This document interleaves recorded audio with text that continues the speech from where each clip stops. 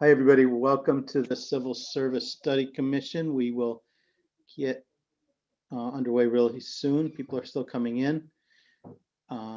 This meeting, I think when you came in, it told you it was being recorded, but it's also being live streamed, so you're aware.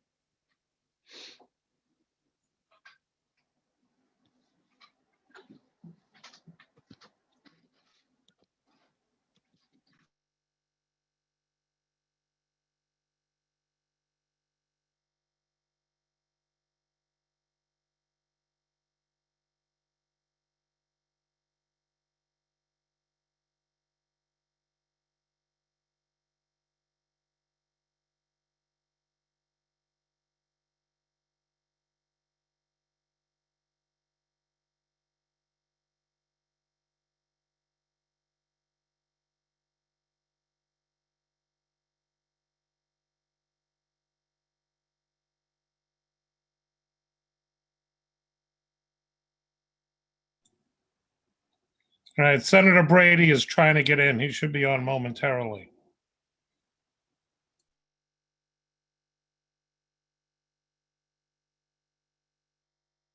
Okay, as soon as he comes in, we'll get started.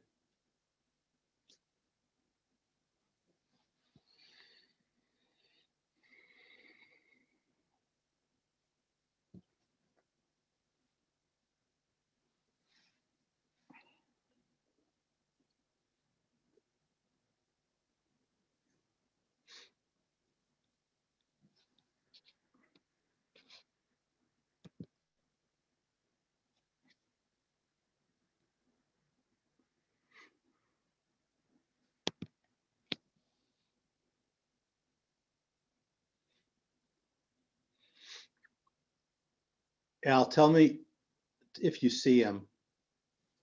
This is a different setup for me.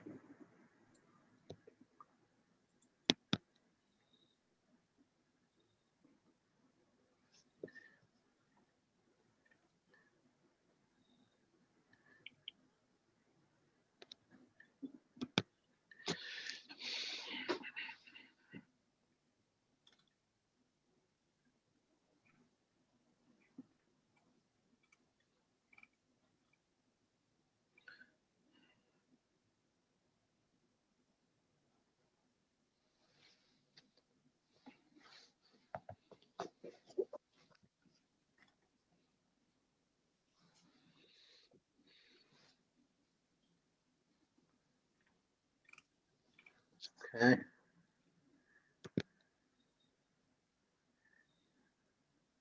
Hi, sorry I'm late. I was on Teams. I forgot it was on Zoom. We're here, and we haven't started yet. We're just waiting for Senator Brady. Okay.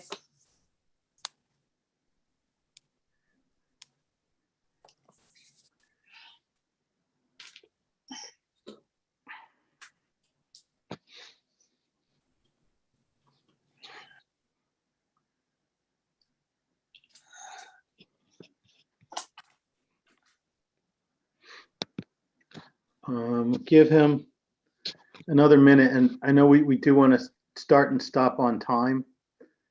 So we can just do some of the introductory matters maybe while we're waiting. Al, have you heard? Is it? I just got off the phone with him. He's trying to get on, but once you get the introductions out of the way, he should be Okay. on. All right. And by way of pre-introduction, thank you for, first of all, joining our first Civil Service Study Commission, as it's more formally known in the legislation by a much longer name.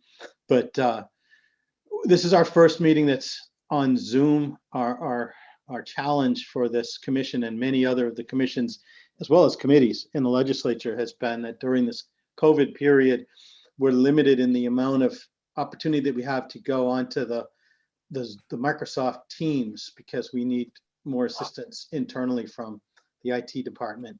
But we can do it this way, and I think we can replicate what we were getting from the more assisted Zoom. So if there's something that goes, more assisted Teams. So if something goes wrong, I appreciate your patience before anything goes wrong. But one thing that has gone wrong today is that due to the rain that has not let up, I have a flood in my basement, which is where I have my home office. So I've moved. My background is my dining room, and I don't have the notes and the other things that I normally would have. And my staff has put up with my somewhat panic in trying to reestablish myself here in the dining room at the very last minute. So I appreciate their help. And you'll see that I have a picture of myself on another screen here. That's Jessica Foley, who is going to be manning our infrastructure when it comes to when people are speaking. She'll be able to pin people so that we're all watching the same person speak and other things like that. So I appreciate your help. And Lizzie Donovan, our committee counsel, is here too. I appreciate your help. And we'll get through this as best we can. Senator Brady's not on yet, right? So I'll move I'll do the roll call of at this point. Well, first of all, before I do the roll call, let me tell you that sorry. Chair Brady. Yes, go ahead, Chairman. Okay, welcome. Thank you. Sorry, my computer's getting slower and slower.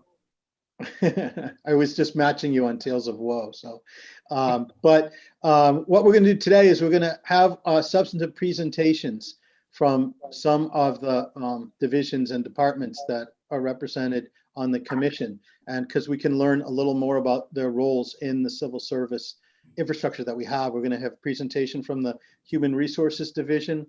We're going to have one from the Massachusetts Municipal Association, from the Civil Service Commission, and from the Attorney General's office.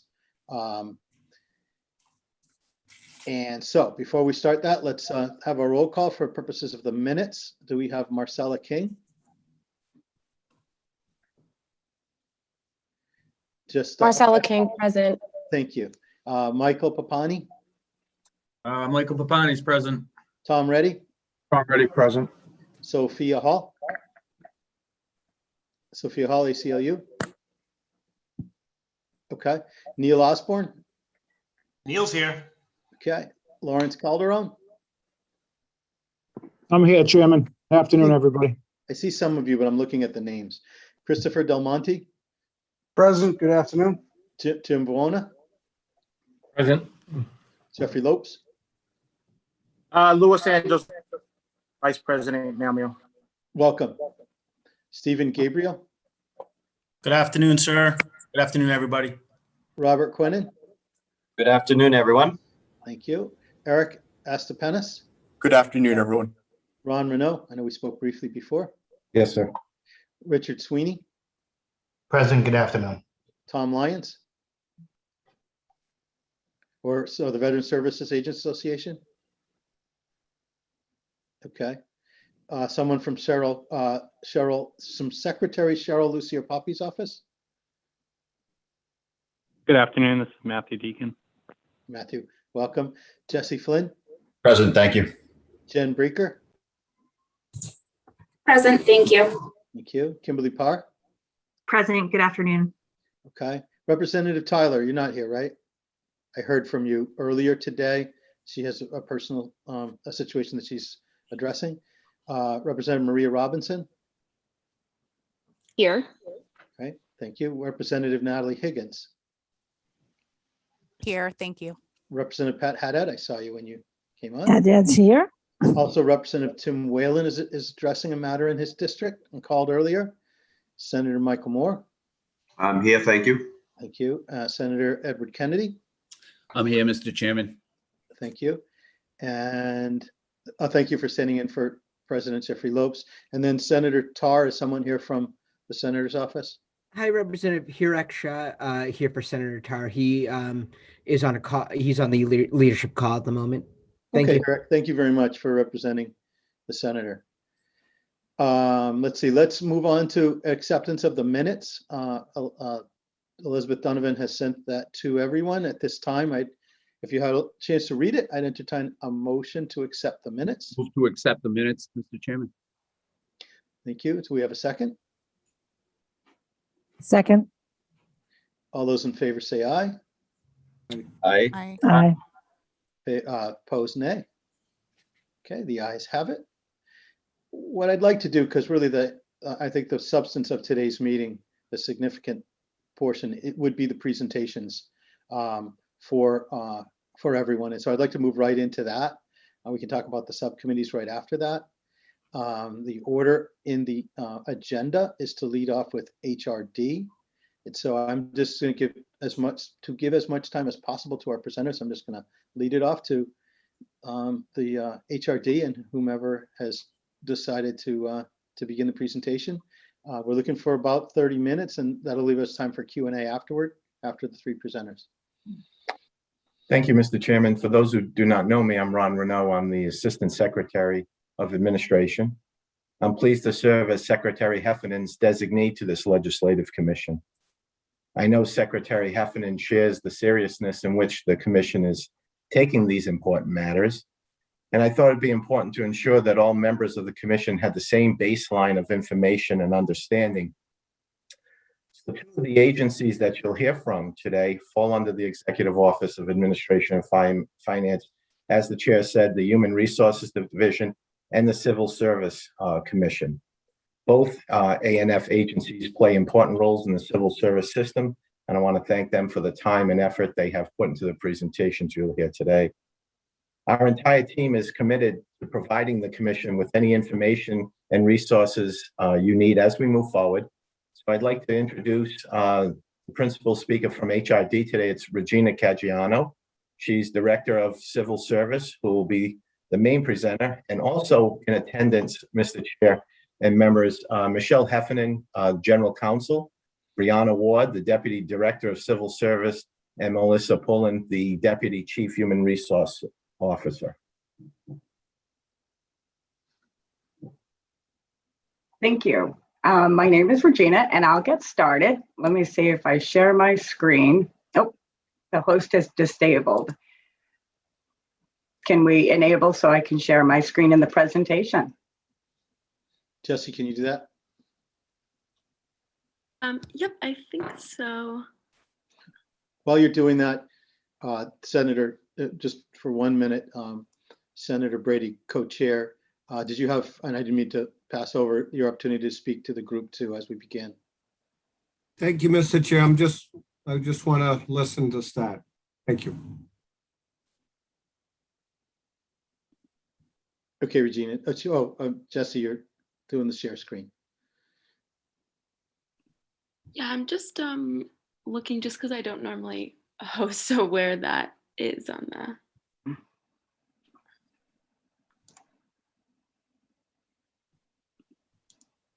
And later you'll want to do the same thing for Rob Quinnen for his presentation for Civil Service Commission.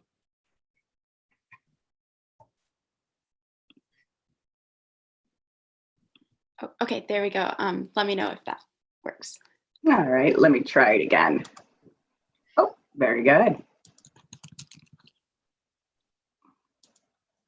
Let me just pull this up.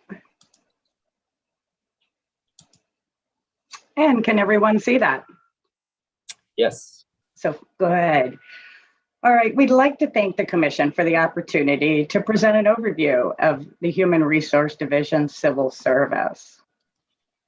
Some of the topics that we'll cover in this presentation is an overview of Human Resources Civil Service.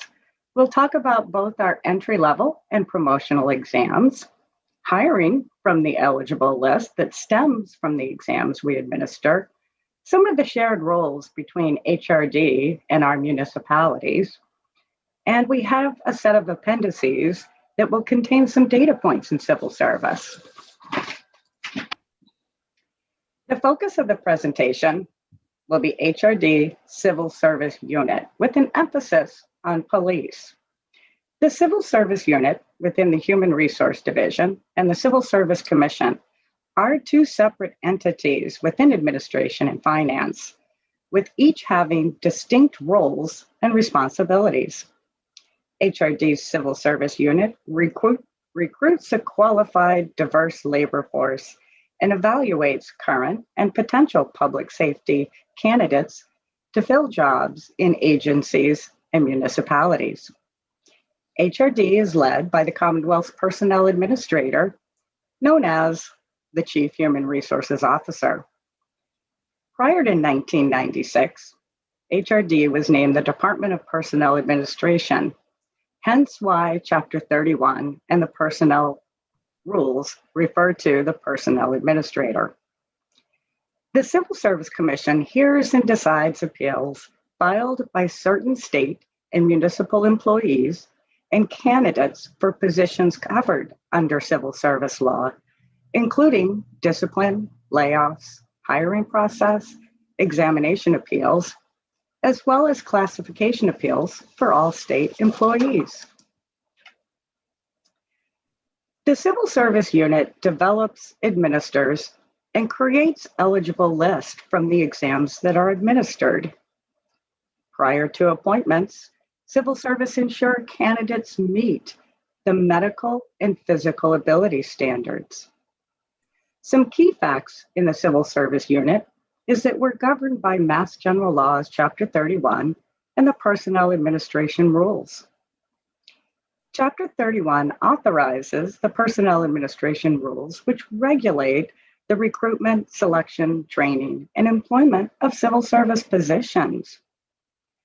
Amendments to the PARS can be proposed by HRD, but must be approved by the Civil Service Commission.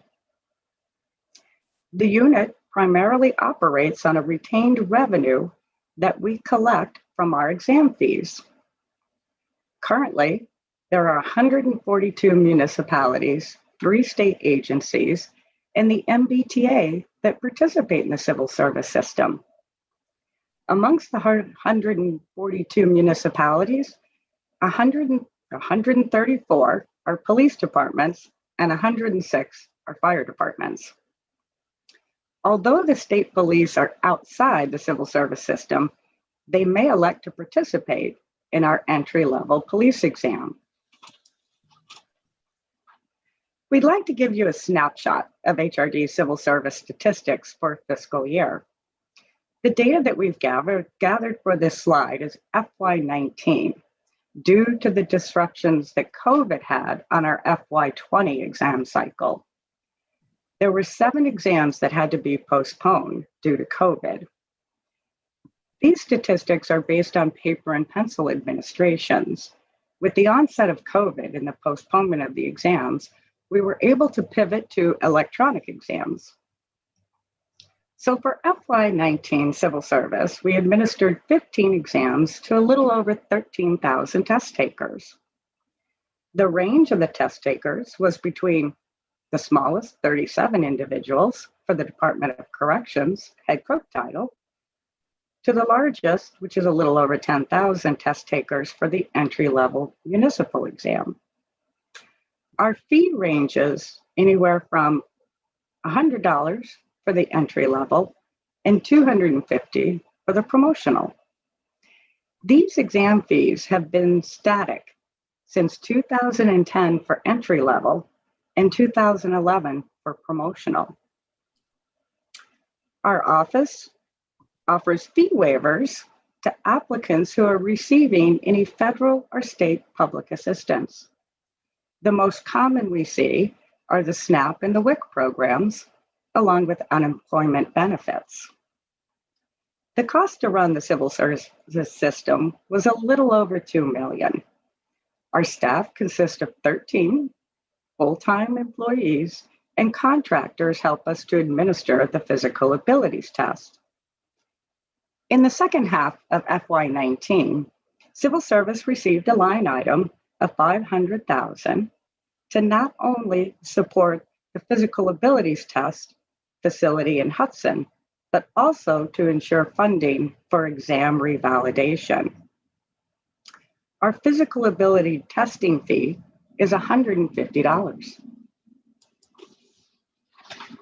Moving on to civil service exams, we'll first start with the entry-level exam and some of the processes involved. HRD determines the frequency of the test.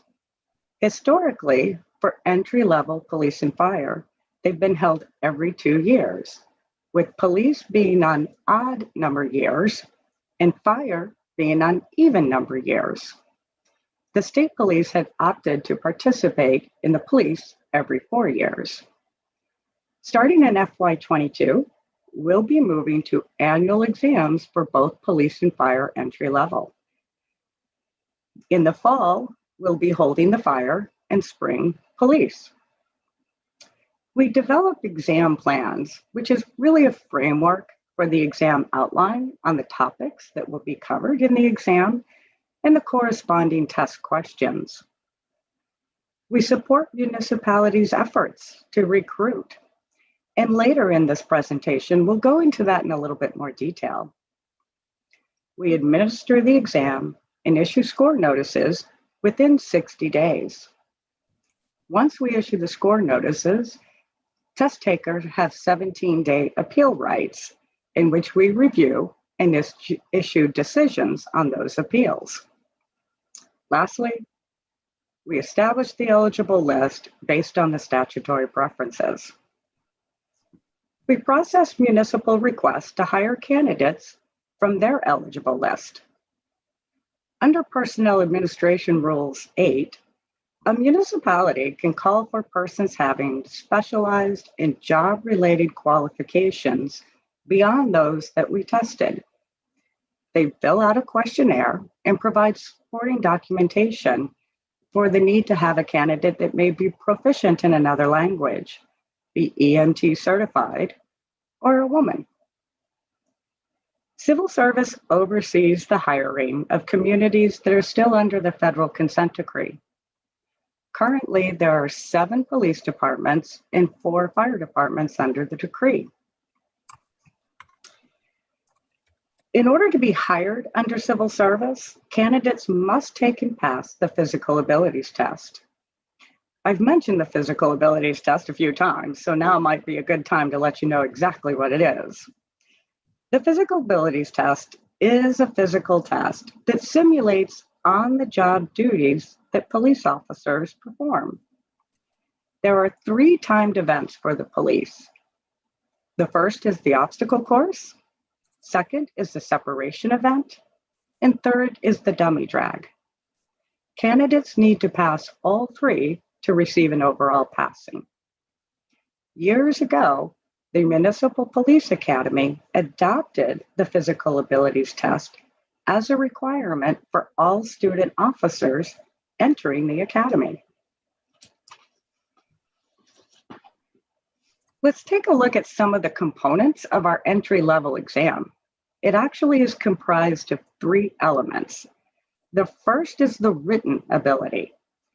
That's the cognitive abilities identified as essential to performing the job. Next is the life experience survey. This is biodata. It evaluates a candidate's history and their relevant experience. And last, the work styles questionnaire section. This assesses certain motivational, value-related, and attitudinal characteristics. For scoring purposes, the candidate must pass the written section in order to have the life experience survey and work style questionnaire scored. Scoring includes assessment of cross-cultural competencies, areas such as focusing on community policing, openness to others, ensuring fairness among all community members. The police exam was revalidated recently in 2019. Moving on to promotional exams, you'll see that they're kind of similar to the entry-level process. The police promotional exams are offered annually in the fall. Municipalities can choose to participate in the promotional exam. HRD's promotional exams are written exams that test the technical knowledge test, where the test questions are actually linked to the essential job tasks and duties. Our target is always to release the scores within 30 days and have an eligible list within 90 days of the administration. In creating the eligible list for promotional, there are preference points. Veterans or disabled veterans receive 2 points on a passing score. A test taker with 25 years of service can receive 2 points on a passing score. The maximum point value is 2. So if you're a veteran and have 25 years of service, you would receive 2 points. Once the eligible list is established, our office issues it to the municipalities to utilize when they are promoting. HRD Civil Service plays a more limited role in the promotional process, as many of the responsibilities have been delegated to municipalities since 2009. Municipalities do have options in civil service to choose the promotional exam that best fits their needs. They can sign up for our standard written exam, which is 80% technical knowledge and 20% experience and education. They could choose to do a SOL assessment center, where the basis of that would be on the assessment center weight, and they can include in-title experience, which is just experience in the title for which the exam is given for, or experience in education. It's their option. Or they could choose a combination of HRD's written exam and assessment center, and adding in experience and education. If the municipality wishes to utilize an AC, they would enter into a delegation agreement with HRD.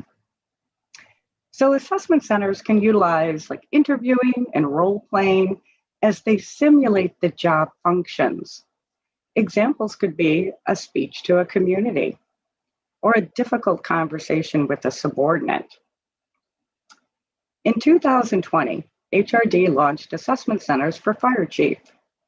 We had 2 administrations in February and May of 2021 to 7 fire departments. Moving on, we've talked about the exams. Next up is the hiring process from the eligible list.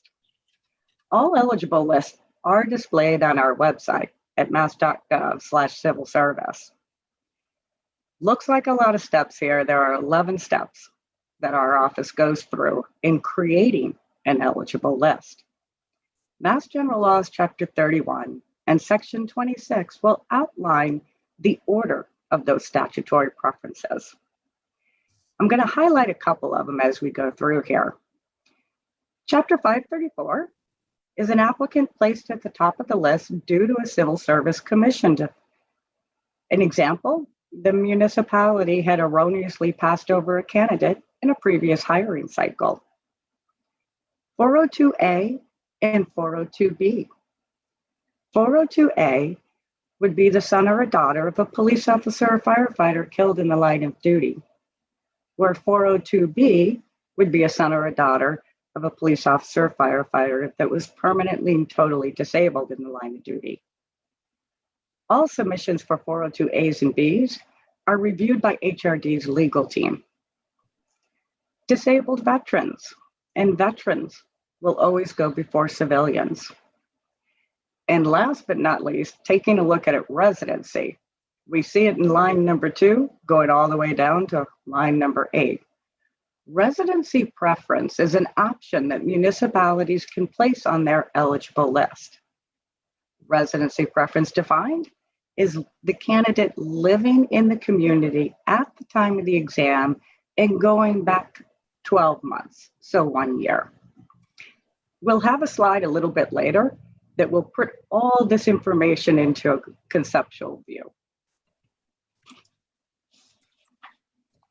When a police department wants to hire, they would request a list of names from their eligible list, and this is called a certification. Based on the number of vacancies, they may consider twice that number plus one. This is referred to as the 2n+1 that can be found in Personnel Administration Rules 9. A couple of examples we've provided. For 10 vacancies, the municipality can take a look at 21 candidates for consideration. Eligible lists will remain in place for civil service participating municipalities that they need to hire from the list as long as there are 3 or more candidates willing to accept. So as I mentioned earlier about residency preference, most municipalities have residency preference applied to their eligible list. I also mentioned earlier that there are 7 police departments still under the consent decree.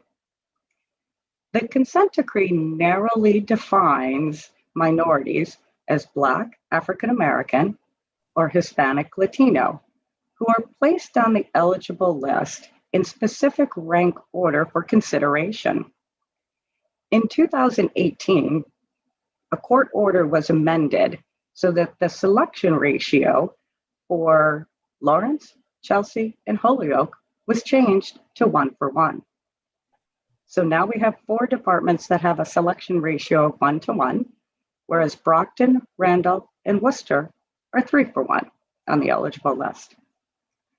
Under the consent decree, when a department's tenured force is in parity with the community's qualified workforce demographics, they can petition to come out of the consent decree. There are shared roles between HRD and our municipalities, and this is really a collaborative effort between both parties. HRD's role is assisting municipalities in their recruitment efforts, ensuring that the exams we have accurately identify the skills and experience necessary to perform the job and are fair and non-discriminatory. Municipalities' roles: recruiting the diverse candidates within their community, identifying candidates for promotional exams when they sign up if they're going to take our exams or choose to go into a delegation agreement. They make sure that that exam announcement is posted prominently.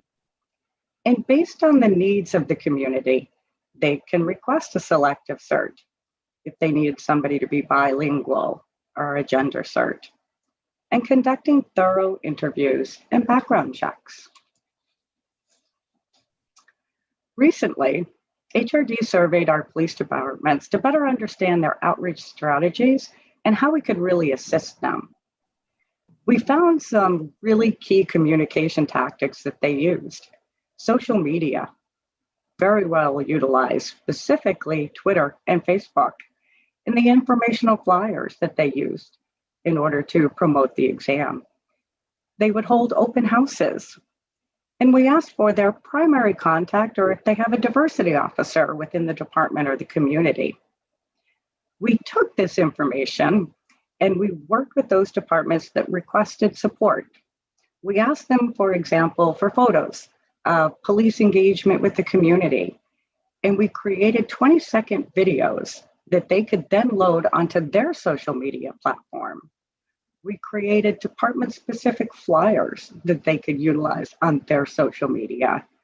When they told us they were holding open houses, we would promote it on our website, and we would ensure that a representative from civil service was at those open houses, whether it was in person or virtually due to COVID.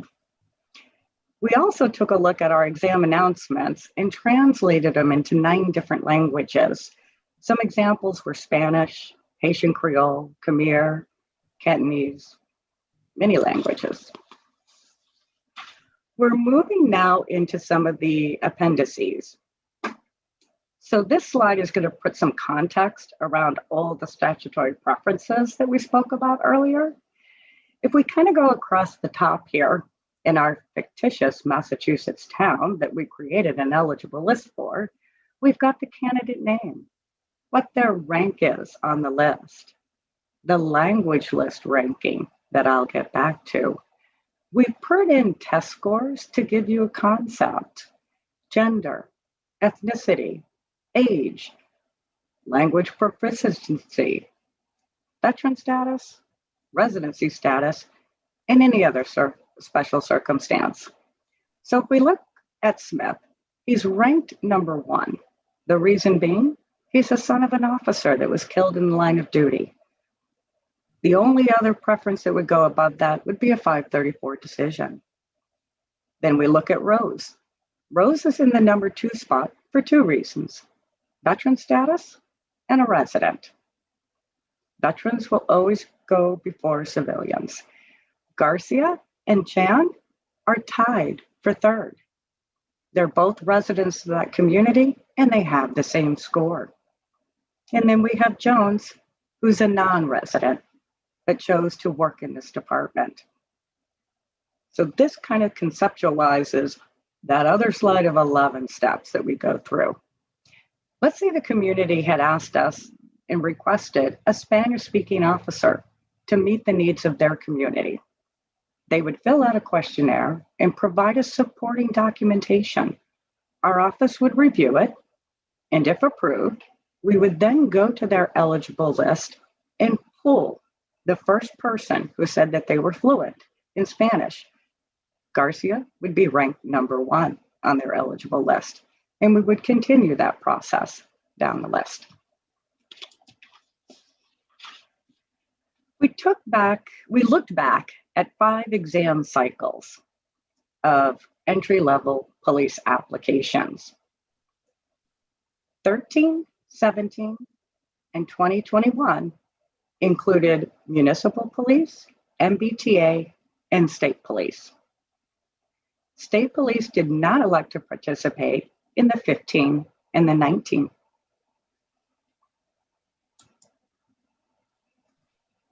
Looking at 3 exam cycles, we took a look at persons of color. Native American, Asian, and Pacific Islander remained pretty stagnant. They same numbers going across. You can see there was an increase in our Hispanic, Latino, and Black and African American population, with the corresponding decrease in the white and Caucasian.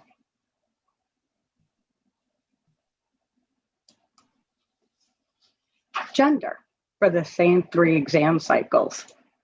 For females, it's remained pretty consistent. Even if we average out those top 3, it's at 19.6.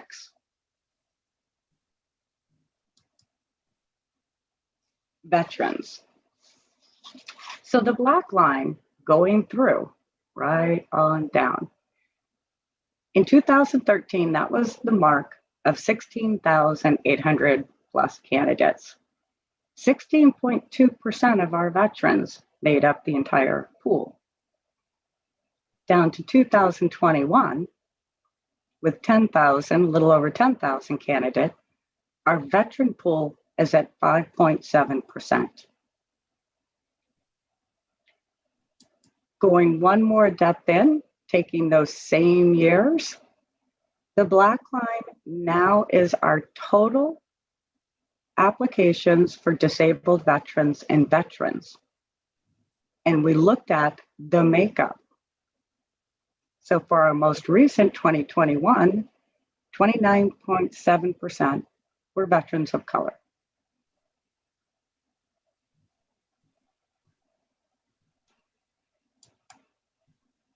That concludes our presentation for Civil Service HRD, and we again thank the Commission for this opportunity. Okay, thank you very much, Regina. At this point, I'd like to first of all, Senator Brady, I'll give you the opportunity first to ask any questions and then open it up maybe for another 15 minutes for questions from commissioners. I just want to thank Regina. You did an excellent and very thorough presentation, and it was very explanatory. You did mention one thing about consent decree, and some municipalities were 1-to-1 and some were 3-to-1. Can you get into that a little bit more? Sure, I'd be happy to. I'll take Lawrence as an example because they are one of the more extreme sides. So Lawrence application pool for police officer exam runs about 86% people of color.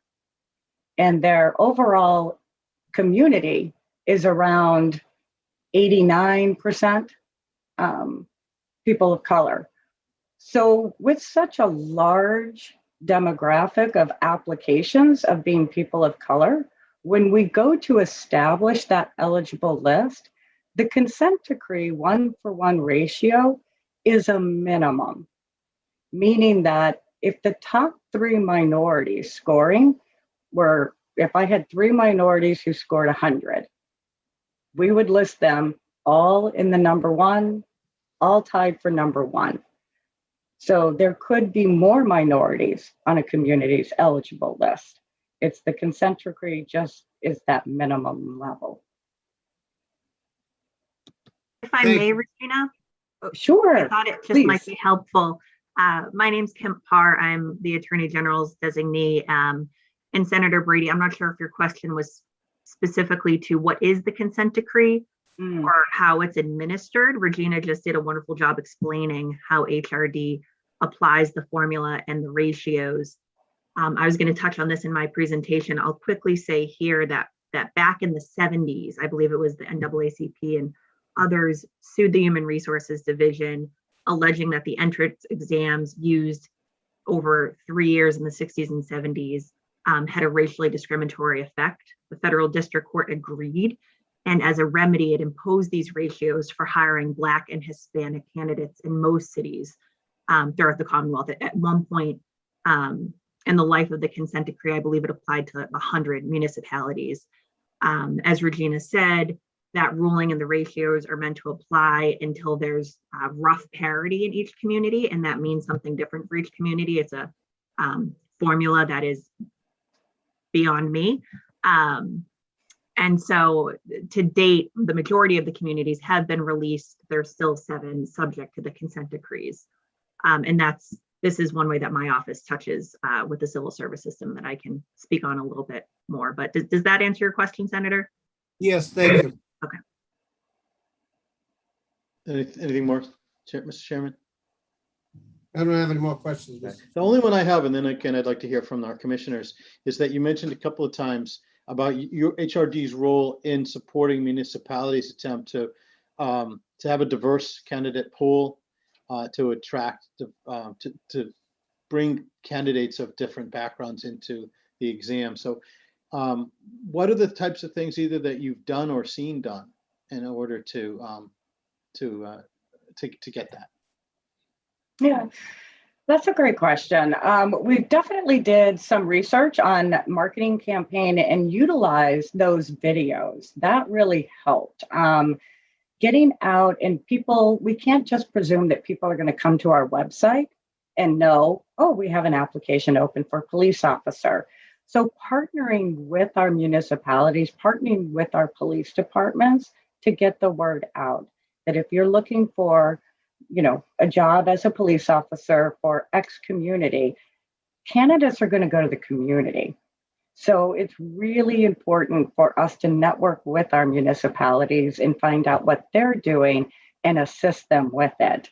So the videos, I think, really helped. Our numbers have continued to improve in attracting diverse applicant pool. So it's working, but we know there are areas for improvement. Okay, thank you. We've had a couple of questions about your presentation, the slide deck. So if you said, or someone said that it would be provided, so we could email that to the commission, once we finished. Okay, are there further questions from commissioners? And it might be that I don't see it, so Jesse, if you could help with this. Sure, yeah, Rep. Higgins? Thank you, Jesse.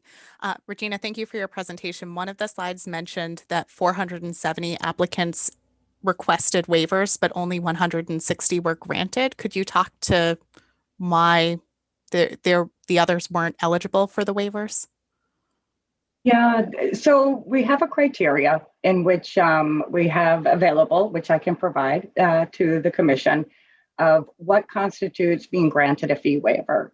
The federal or public subsidies need to be met. So people put in for it. The application is kind of long when they're applying, and I think a lot of people click on buttons. And then when we reach back out to them and ask for the supporting documentation, that's when they may not be approved. Thank you. Sure. And Michael Papagini? Thank you, Mike Papani. I had a couple quick questions. You showed a lot of statistics on the police side regarding diversity in these exams and applications and the breakdown. Was there any look on the fire side of it, whether those are similar numbers, or could that be provided on that side of it? Yep, we could provide that information. I don't have it today.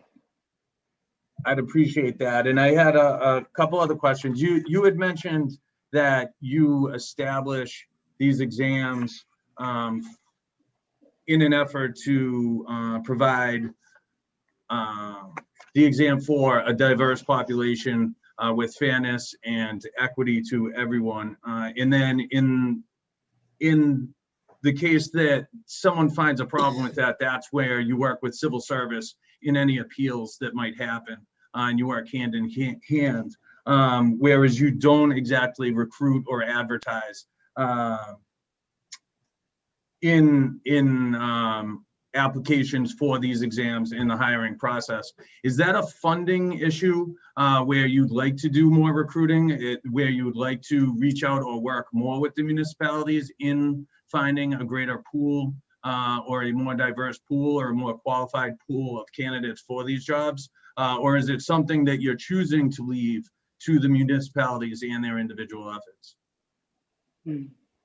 No, that's a great question. I think municipalities know their community the best. They know what outreach in order to attract diverse candidates. Our role is to really support that.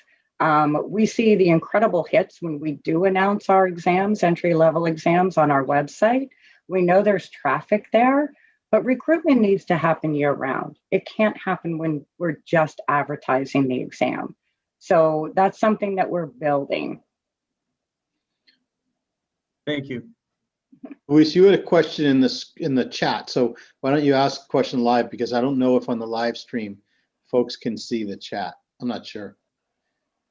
Hi, thank you. My question was, have civil service ever considered lowering down the age from 25 years to 20 years of service to obtain the 2 points towards the promotional exam? No, we have not considered that, but that's something we can put on the table. Regina, is that something that perhaps is set by statute? It would require legislative action. Do you know off the top of your head? It might be. Yeah, I don't know, and I can check into that. And whatever the answer is to that, it may be something that this commission wants to advise either way.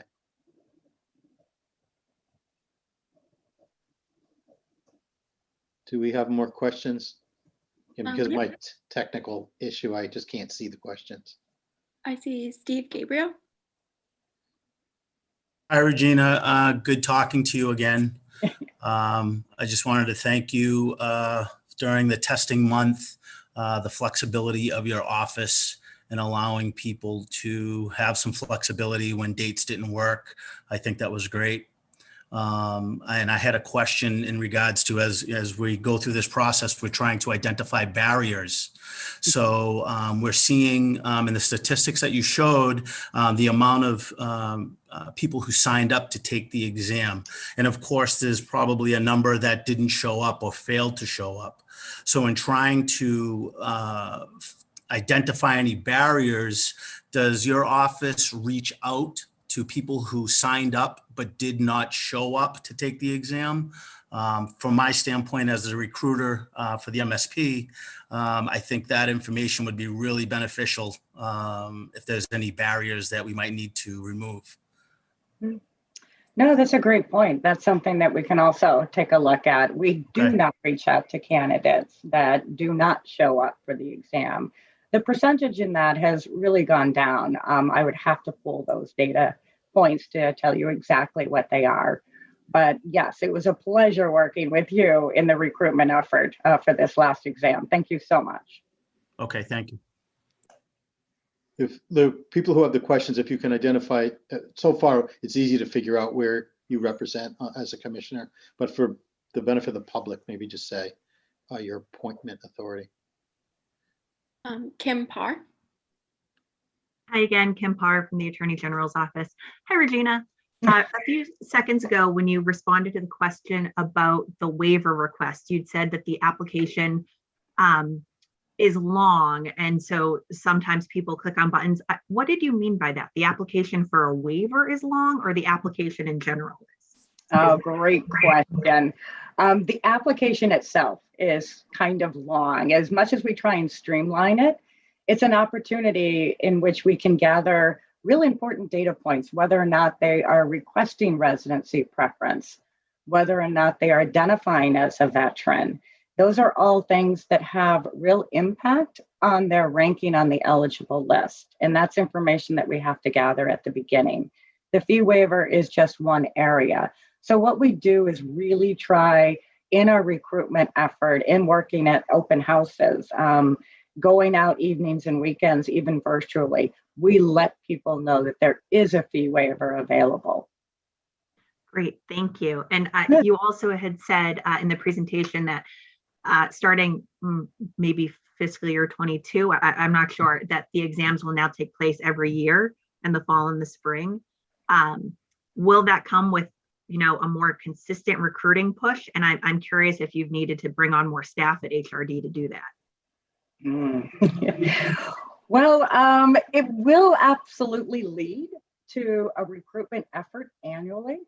A lot of times we do see candidates that take both the police and the fire exam.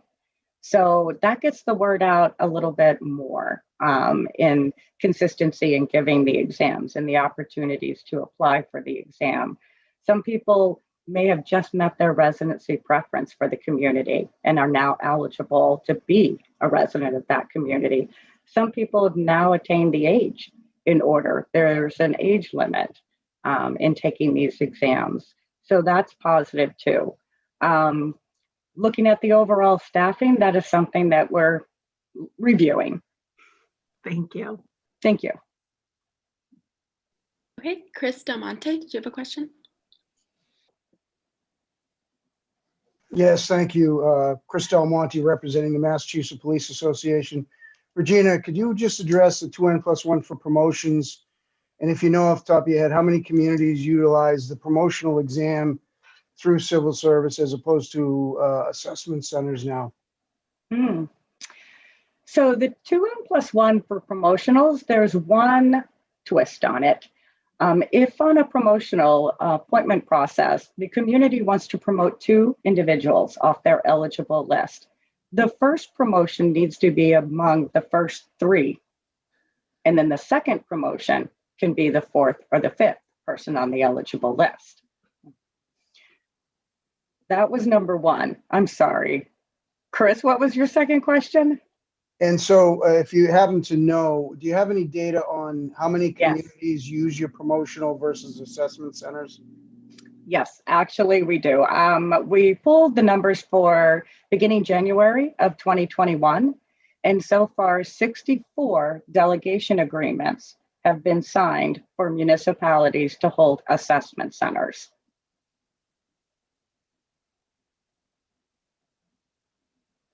Do you have a sense, Regina, how many are going to take part in the regular promotional exam versus those 64? I can pull that data. I don't have it right away. I mean, currently right now on our website, those municipalities who have signed up for the exam are on display. We are actually taking applications for the police promotional exam this September. So we let people know right up front, and the community, based on how the community signed up, if they're taking HRD standard written exam, or if they're doing a combination HRD's written exam and an AC, so that the test takers know up front the transparency of what their promotional exam is going to be. But I can pull that data. Thanks, Regina. Thank you. And Jesse Flynn. Good afternoon, Jesse Flynn, representing the Disabled American Veterans.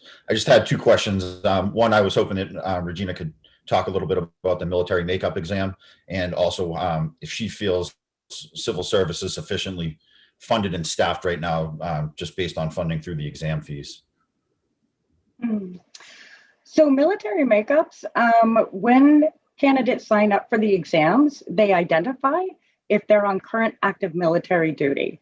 So we hold military makeups on a regular basis. We'll reach out to our military personnel and see if they're available in particular blocks of time so that they can participate in the exam process. And we just keep funneling them through, all right? And we'll hold military makeups regularly. We know a lot of folks come back during the holiday times, so we definitely set up a military makeup, you know, in December. So with regards to your second question, you know, I think we're like any other state agency where resources and staffing are at a premium. But I think we need to look at our customers and what are our customer needs, and are we meeting our customer needs? And really strategize, take a look at the current talent that we have in civil service, and are there holes? And then create a strategy to fix those. All right, thank you. I do think now I can see the list of questions, and I think those were the questions we had for you, Regina. Thank you. That was a great presentation. We really appreciate it. Thank you. Oh, thank you. Ken, excuse me, Rip Gordon. Yes. Okay, quick question. Sure. Sure. Regina, I apologize. I may have missed this. You talked about the fees for the exam. Do the entry exams in the promotional require study guides? And if there is, what's the average cost? Study guides are available for free on our website for the entry-level exam. For the promotional exam, we list the books that we are pulling information from, so they would have to purchase the textbooks. Did I answer your question? I guess, but do you know how much for the, and I guess for the promotional, what's the cost to the person taking the exam for those books? Do we know? Is it $50, $100? I mean, is that considered? Yeah, I do not know the cost of the books. That is, the test taker is purchasing those books. I can look that up though and get it out. All right, thank you. Sure.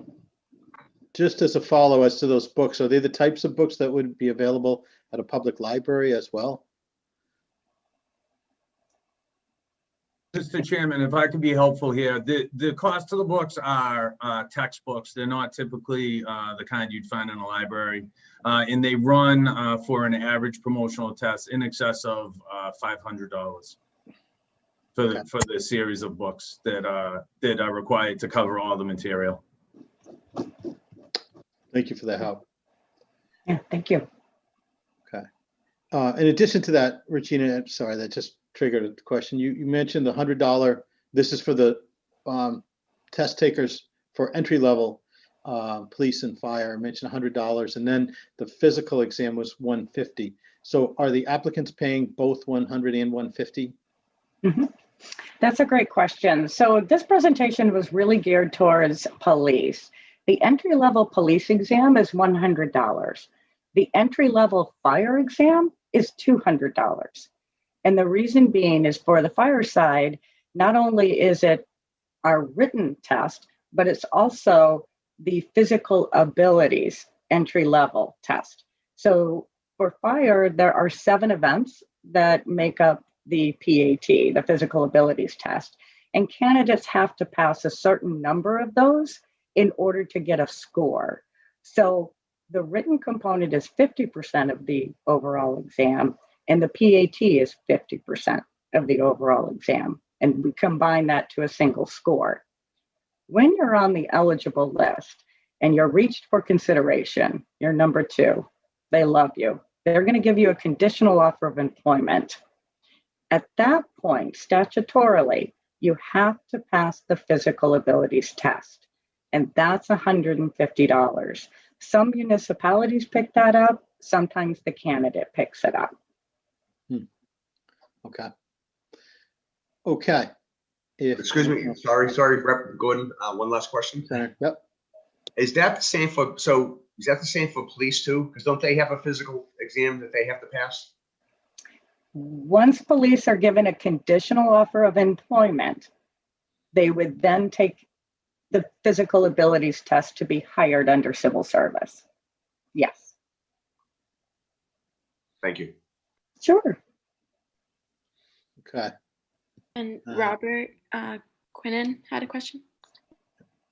A quick question, Regina. The Civil Service Commission recently received an inquiry about the state police makeup examination and how one could be eligible for that. Yeah, is that something that HRD is currently involved in arranging makeup exams for the state police? And should they be in touch with your unit?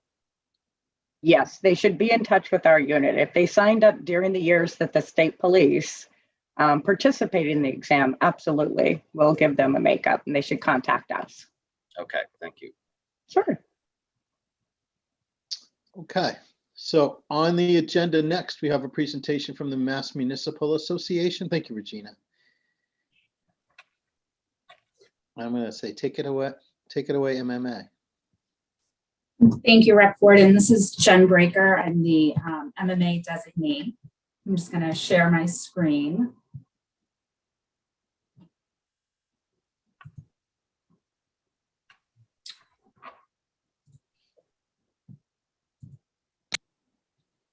Jesse, does Jen have the authority to do that? Do we need to do something? It should be all set, but let me know if anything is coming up. Can everyone see the presentation? Yes. Getting some nods. Thank you. So today I'm going to be speaking about the experiences of cities and towns as it relates to civil service. And just a quick overview of the presentation. The MMA recently conducted a survey, so we're going to review the survey results, really focusing on 3 main areas of the survey: satisfaction with the civil service process, the ideas around separating from civil service, and recruitment. And then I'm going to turn the presentation over to the town of Franklin, who is going to speak about their experience being in civil service and exiting. They exited civil service for their police department in 2012 and for their fire department more recently in 2020. Before we dive into the results, I do want to add that the survey was specific to processes. We did receive a lot of feedback that people appreciate and recognize the work of the civil service staff. And the survey results are very specific to the processes that municipalities are experiencing. So to date, as the time this presentation was being put together, we had received responses from 82 municipalities. In the bottom left corner, you can see the breakdown of the population size of the municipalities. So a majority of the respondents were in communities over 10,000. In total, 82 communities responded. 53 of those are in civil service, 8 have separated, and 21 were never in civil service. We did include some numbers below just for reference points. taken from a 2020 presentation that civil service gave to the MMA. There was 146 police departments in civil service and 108 in fire. So if any departments have separated from civil service since January 2020, these numbers would be slightly skewed. And then taking from the civil service website more recently, 33 departments have exited for police and 6 for fire.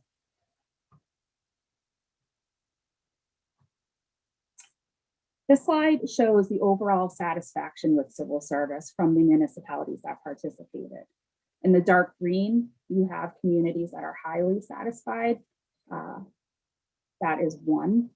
And satisfied in the light green, representing 1 community. The group in the gray are communities that were neither satisfied or unsatisfied, being 11. And in satisfied and highly satisfied, we had 20 and 19 communities respond. I'll read a quote from a town that recently exited civil service. Civil service had its place. In current times, its place is gone. There's far too much to list here, but having worked in both civil service and non-civil service environments, the latter is far superior. We asked the survey respondents if they have ever discussed separating from civil service. We did not define what discuss means. This could be they are talking at a management level, they have taken it to unions, they are talking at town meetings. 46 communities said yes, 7 said no. Of those communities, the majority of the conversations are happening around removing full departments from civil service. We've talked previously that some communities move specific titles versus a whole department. 38 respondents said they are speaking about removing the police department. 23 are speaking about moving the fire department. 9 for the title of police chief, and 6 for the fire department.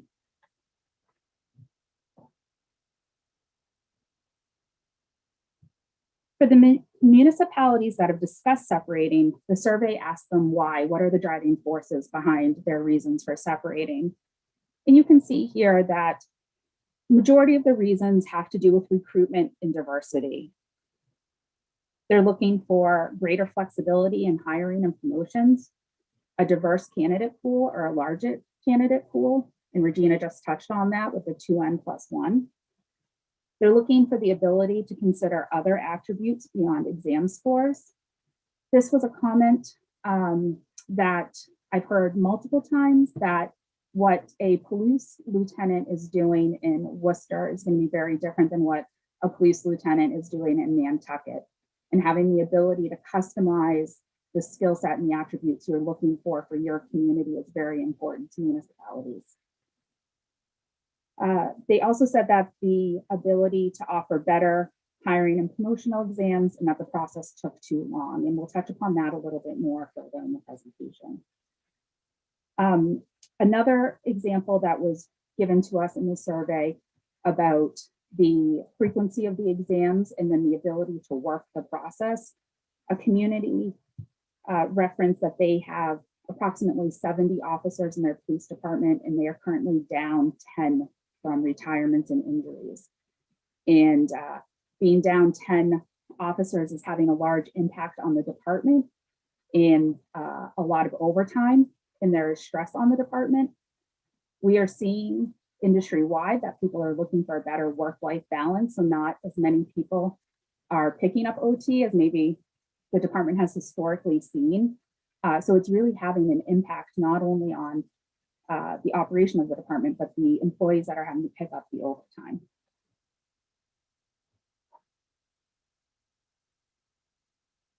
For communities who have already separated from civil service, 8 communities responded. There was 8 police, 3 fire, and 1 labor. And they all referenced the same talking points for their reasons for separating that we just talked about. Greater flexibility for hiring, diverse candidate pools, larger pool, the ability to consider other attributes, the ability to offer a better hiring and promotional exam, and 7 out of the 8 said the process took too long. So again, we're seeing that communities are really looking for a process that reflects their community and that works on a timeline that they need for their departments.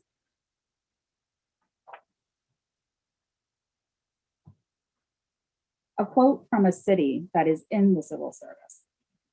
Civil service is outdated, and given the challenges with recruiting public safety personnel, especially with recruiting a diverse talent pool, the current process is too slow and not agile enough to support the community needs. Offering a test every other year limits the ability to recruit personnel in a timely manner. Moreover, the process does not allow an employer to recruit for a specific talent or skill set. We either need to overhaul civil service and or make it easier for communities to get out of the process and replace it with something that allows for a higher level of professionalism to recruit personnel in a timely way. When asked how a community would rate civil services' ability to conduct recruitments in a timely manner, shown in the dark green are communities that are highly satisfied, that is 2. In the light green, communities who are satisfied, 5. Neither satisfied nor unsatisfied, shown in the gray, is 8. And shown in the 2 red colors is unsatisfied and highly satisfied, both of which were 18.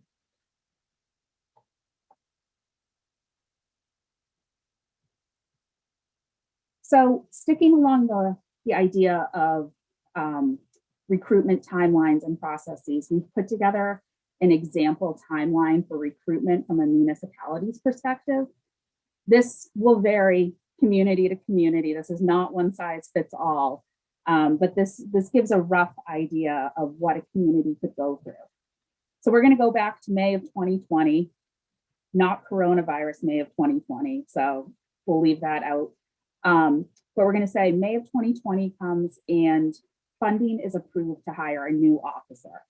This is not a position that existed before. This is going to be a brand new officer. So this could be city council approving funding, maybe town meeting approved funding. The community gets the approval to hire the new officer in 2020. The community does not have an active list, let's say in this example, for an entry level. So they need to wait. The exam occurred in June of 2021. So the community has waited 13 months to get a list established, to get the exam, excuse me. The list is tentatively scheduled to be established in September of 21. So the community gets their list in September of 21, and the community begins to work the list. And what that means is notifications go out from civil service to the people on the list that they need to come in and sign as willing to accept or not willing to accept the job if it was to be offered to them. And then the community from there conducts interviews and backgrounds. And that is a very lengthy process for the community. It can take about 3 months for that process to move forward. So now we're in December of 21, and the community has concluded their interviews, they've concluded their background, and the appointing authority has authorized a hire. And at that point, as Regina touched on, the candidate is going to go for the PAT. That paperwork is needed for the chief to enroll the candidate in the academy. The academy, you need to submit the paperwork at least 30 days in advance of the academy starting. So what's happening as the appointing authority has offered the job, the same time you are looking for an academy to get your new hire into. And you have to take into consideration that academies don't happen on demand and they don't happen everywhere. So there could be an academy open in January or February, but it might not be close enough that it makes sense to send your candidate. It could be across the state. It could be already filled. So you're going to take until about March or April to get your new hire into the academy. The new hire will attend the academy, and that's about a 6-month process. The candidate will come out of the academy and do field training, which can be approximately 8 to 12 weeks. It could be a little bit longer depending on the department's protocols. So you're looking at your new hire being on the road, operating on their own, October of 22. That's 30 months from when you got your approval to hire a new officer. This takes into this timeline is best case scenario. It happens once in a while, but it doesn't happen all the time that you get the best case scenario as you move through the process. Some of the issues that we heard related to this timeline are the academies aren't lining up with the exams. And again, the limited ability for the exams. We have heard civil service say they're going to be offering them every year. So we could take this timeline and cut 12 months off of it. You still have an 18-month timeline. It's a long process for municipalities to undergo.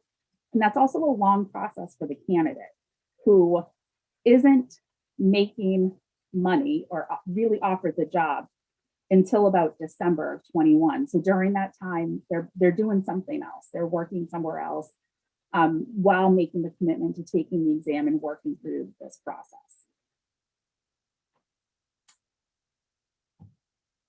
Now I'm going to turn this over to the town of Franklin, who is going to talk about their specific experience, as I mentioned, both with being in civil service and exiting civil service.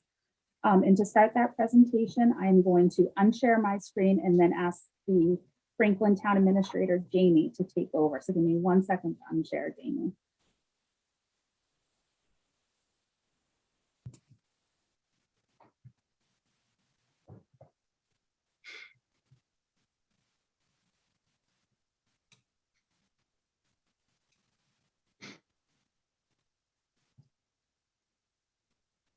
Jamie, Great.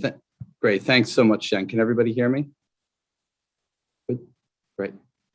Thanks so much, Jen. You certainly took a few of the bullet points out of my presentation, but I'll try to do the best I can to give Franklin's example. So first, I just want to thank Chair Gordon and Chair Brady and to the Special Legislative Commission on Civil Service. I want to thank you all for the opportunity to speak about the town of Franklin's experiences with leaving civil service. My name is Jamie Helen, and I'm the town administrator here in Franklin. I've had the pleasure to serve the citizens in this community for nearly 6 years, including the past 2 years as town administrator. I'm going to go through a brief overview of our experience and then pass it over to the Franklin Chief of Police, TJ Lynch, and the Franklin Fire Chief, Jim McLaughlin, to discuss in greater detail how leaving civil service has improved the quality of public safety services in Franklin and helped build a culture of excellence in both departments. By way of background, as Jen just noted in the presentation she just gave, Franklin did exit civil service in the police department in 2012 as part of their regular collective bargaining cycle that year. The town also exited civil service in the fire department in 2020 as part of our most recent CBA negotiations in 2019, again, as a regular part of the CBA cycle. Overall, leaving civil service has been a big success in Franklin. Like many other communities who have also exited, we've seen the following benefit: an increased competitiveness in recruitment. Both chiefs will take a deeper dive into further detail in a moment, but I would note that being a community near a state border where a contract or law may prohibit the circumference of a candidate pool, leaving civil service can be a benefit in attracting more candidates despite that geographic liability. A second improvement has been increased diversity in our public safety departments. For example, just a couple weeks ago, Franklin hired its 6th female police officer in the last 6 years. 3 of those women were academy sponsored by the town's chief of police, TJ, and 1 is bilingual. Additionally, last summer, the fire department promoted its first woman into a leadership rank. And notably, as part of that story, the removal of civil service encouraged that person to continue on in their career path.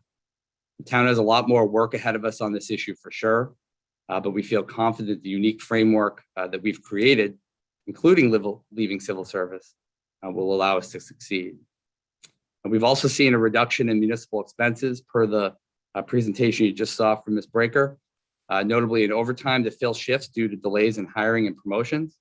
The town is now able to fill jobs in a timely manner, and just like many cities and towns, Franklin often waited months to years to fill critical vacancies or complete promotions. This is no longer the case. As a result of seeing those savings, the town has been able to reallocate much of those funds and those savings into other areas of the police and fire department. Finally, the town has seen a huge increase in positive staff morale. Both departments have thrived with enthusiasm, teamwork, engagement, and creativity since leaving civil service. And part of the reason is that they have a clearer picture of the professional career ladder and feel empowered to participate in the organization, knowing their hard work and commitment have a chance to pay off. That morale is translated into an extremely well-trained and engaged staff. I would note a few of the talking points earlier. I would just say also, newer generations are quickly becoming the faces of local leadership. In our experience here in Franklin, I've witnessed that they value a more transparent and entrepreneurial employment system as it's more consistent with their life practice. As Jen just mentioned a moment ago, I think one of the challenges in being in civil service is to tell some folks who have worked hard for several years and are looking for employment, you might have to wait a year or 6 months or a year and a half to be able to get that vacancy. Once someone leaves civil service, obviously that's not the case. And furthermore, I unfortunately and sincerely believe that civil service is not only a barrier towards diversifying our public safety departments, but I do believe in some areas of the state, it could be a system that does not even encourage a diverse population to consider law enforcement or fire and emergency services as careers. Again, I thank you, Mr. Chairman, and the members of the commission for allowing Franklin to speak at today's hearing. I'd now like to turn it over to the Chief of Police, TJ Lynch, to give remarks, to be followed by Fire Chief Jim McLaughlin. Thanks so much. Chief Lynch. Good afternoon.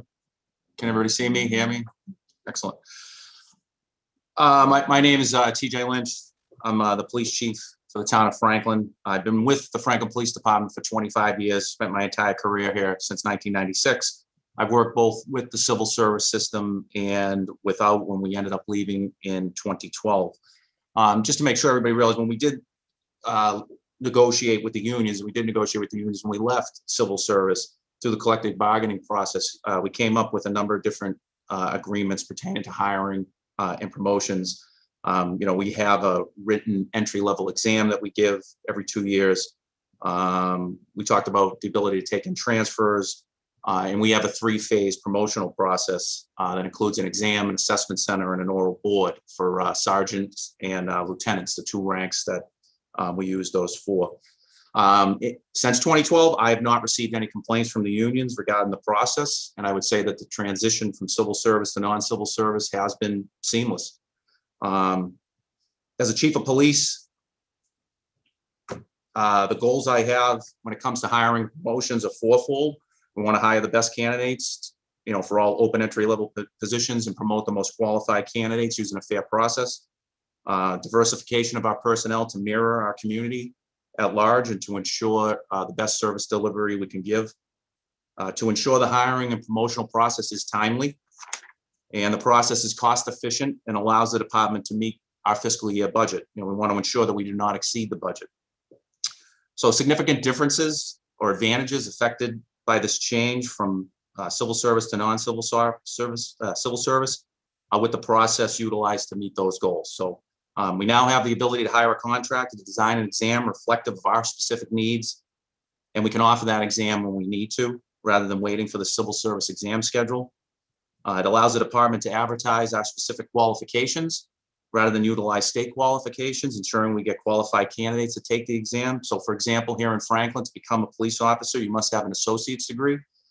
We do have a waiver for veterans, as long as they have 2 years of service and an honorable discharge, that they can be considered and can be hired, and then they have to get their associate's degree within a 3.5-year period.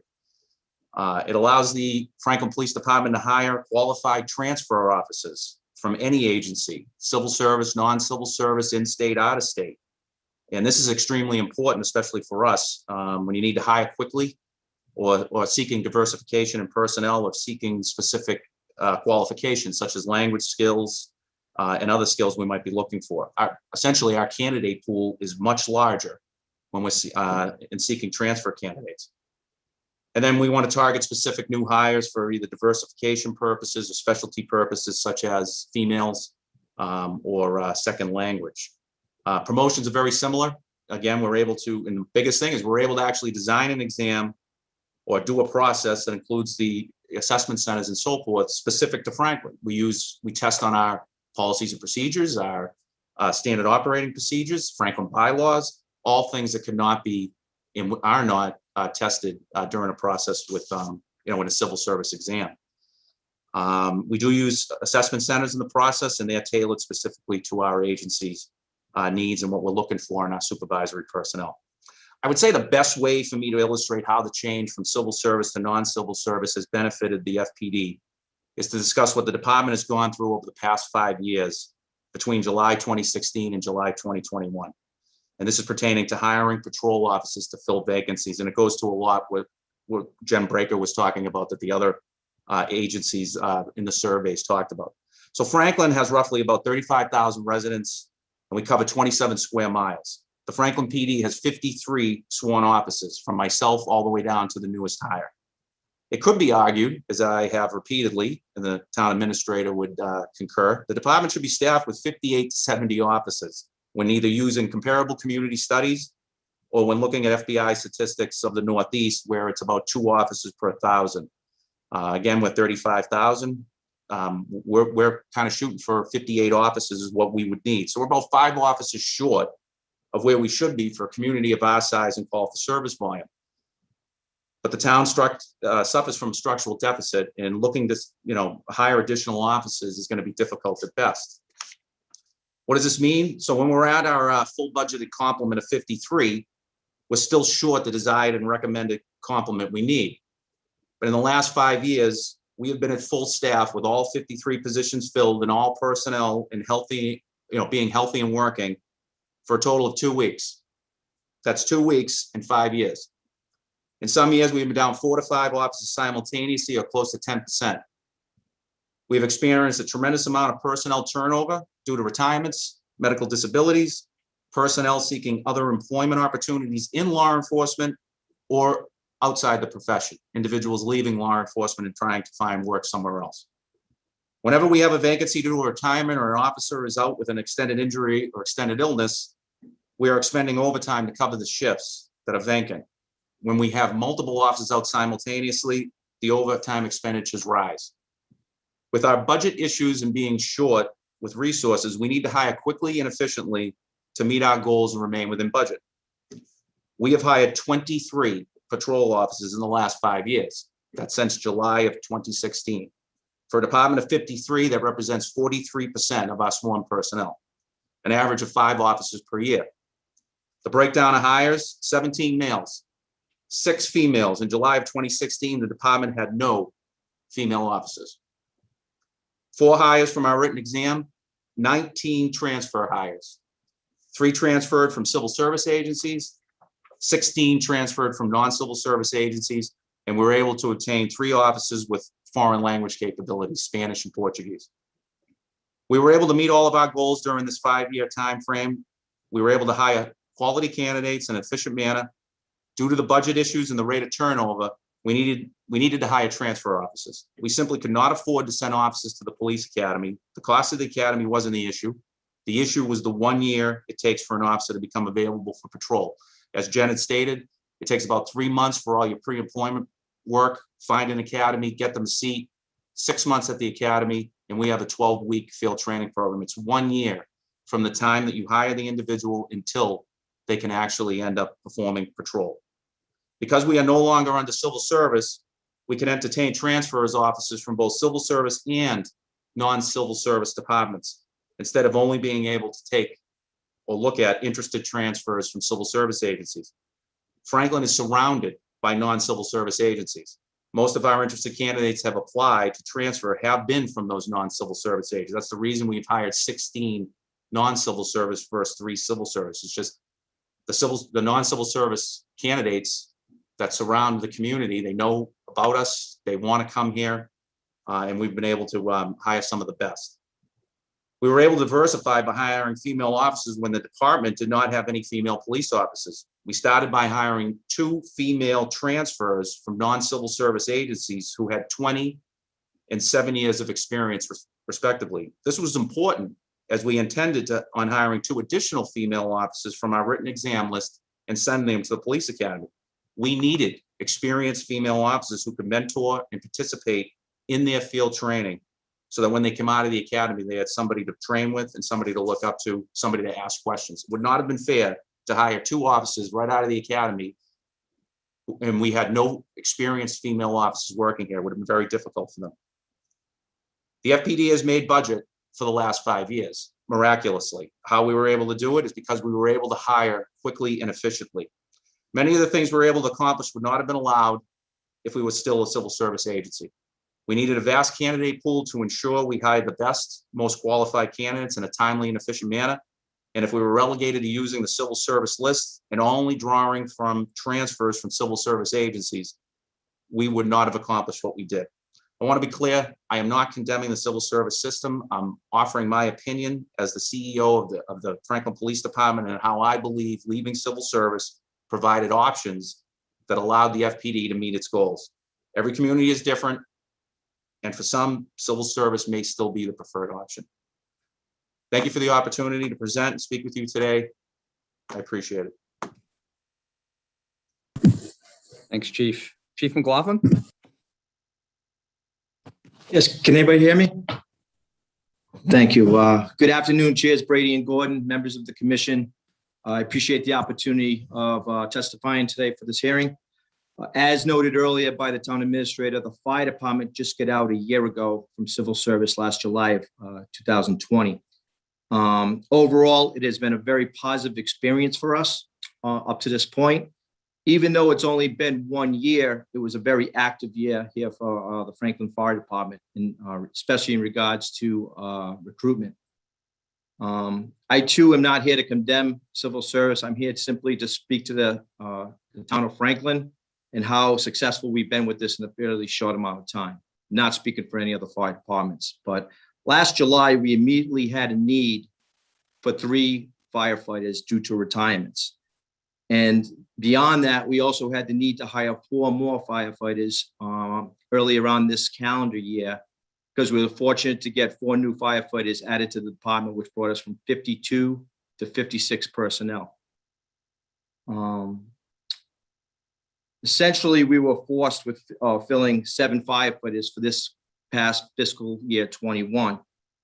And that represents 12% of the department, of the personnel of the fire department. So it was a significant amount of people that we had to hire in a short amount of time. We did it. We did it very quickly. We had good coordination with our HR department. And we were very successful in getting these, all of these spots filled. The 3 that we replaced from the retirements were hired in October. And the 4 new hires were put on the job the first week of March. By doing this, we accomplished 2 very important things for the department. We kept our overtime low for the FY21. If we had to, if we did not have the ability of hiring those firefighters in a timely manner, my overtime budget for the fiscal year that just closed would have been horrendous. And we didn't have to hire as many firefighters a time and a half to fulfill our minimum staffing requirements on each of the shifts. That was a huge benefit for the town and for the department. It also provided the opportunity to reduce the amount of times that we had to order personnel to stay and work extra shifts. And when you have firefighters that continuously have to stay and do an extra 10 or 14-hour shift, that puts a strain on the family and also adversely affects the morale of a fire department. So I think that's an important thing to note as well when you're able to fill these slots very quickly. It's a big consideration today. I don't think anyone would disagree with me that the speed of hiring these 7 firefighters could not have been accomplished with the previous system that was in place. It simply couldn't have happened. We did have a good pool of candidates to choose from. I will tell you, in the town of Franklin, we require that all firefighters have to have a paramedic license to apply to be a firefighter here, to come on the job. And that really reduces applications as well, because it's a huge cost. And it takes a lot of time for a new person to become a paramedic. But we require that. We want to keep that level of standard of care for the people of the town of Franklin. So we require that. And even with that, we're still able to get a good pool of candidates to come onto the job. We really don't have any problems. We did 2 separate rounds of recruitment during the last fiscal year, like I said, and we really had no concerns getting people. I think that's a tribute to having a community that really appreciates the fire department, supports the fire department. We have good equipment, we have good living conditions, and that always draws applicants when you have those kind of items. But I think Additionally, the promotional system that we just put in place recently, this past year, has also been a significant factor to attract young firefighters. We have a percentage-based testing system that's composed of a written exam, and we have the education and experience component. For our chief officers, we'll have an assessment testing for our chief officers. And the study materials, Chief Lynch mentioned on it earlier. Now, instead of having a generic list of fire books for our new officers to read, now we have the ability of them to read all of our SOGs, our standard operating guidelines that from the Franklin Fire Department. So when we have someone who's going to become a new officer on this department, we want them to be well versed with the standard operating guidelines for the Franklin Fire Department, because that's what we need to know very well to be a good officer on this job. So I think that's an important component in the testing process now, is we have that ability to customize those testing materials for our folks. We determine how long our promotional list lasts. We determine what the minimum requirements are for them to take that next test. It's given a nice, transparent, merit-based system where a firefighter comes on the Franklin Fire Department and he knows what he or she has to do to take that next step to lieutenant, captain, battalion chief, deputy chief, right up to the chief of department. They know how long they have to be at the previous rank. They know what they're going to have to study and what is required for them to succeed in this department if they choose to succeed. So that's been basically our experience in one short year. Again, it was a quick year, but a lot happened in that year. And it really tested our experience with our new system, the way we have it in place right now. And we really feel that it's done a great job up to this point. We're very happy with where we're at. We believe everything has worked out quite well for us. And we think we are operating more efficiently today, and we have better control over our destiny in the future. So again, I thank you for your time. And I appreciate it. Thank you. Thanks, Chief. Jen, I think that concludes it for our portion. Let's know if anybody has any questions. Thank you so much. Thank you very much. I appreciate the presentation. I'm going to start with Chairman Brady. Chair Brady, did you have any questions? Chair Brady, are you here? All right, you may be just finding yourself on the platform. I'll ask a few questions and then. I'm sorry, Mr. Chairman, I was trying to unmute. No, I don't have any questions. I just appreciate the presentation. Okay, thank you. I do have a few questions, and I just want to start off with Jen.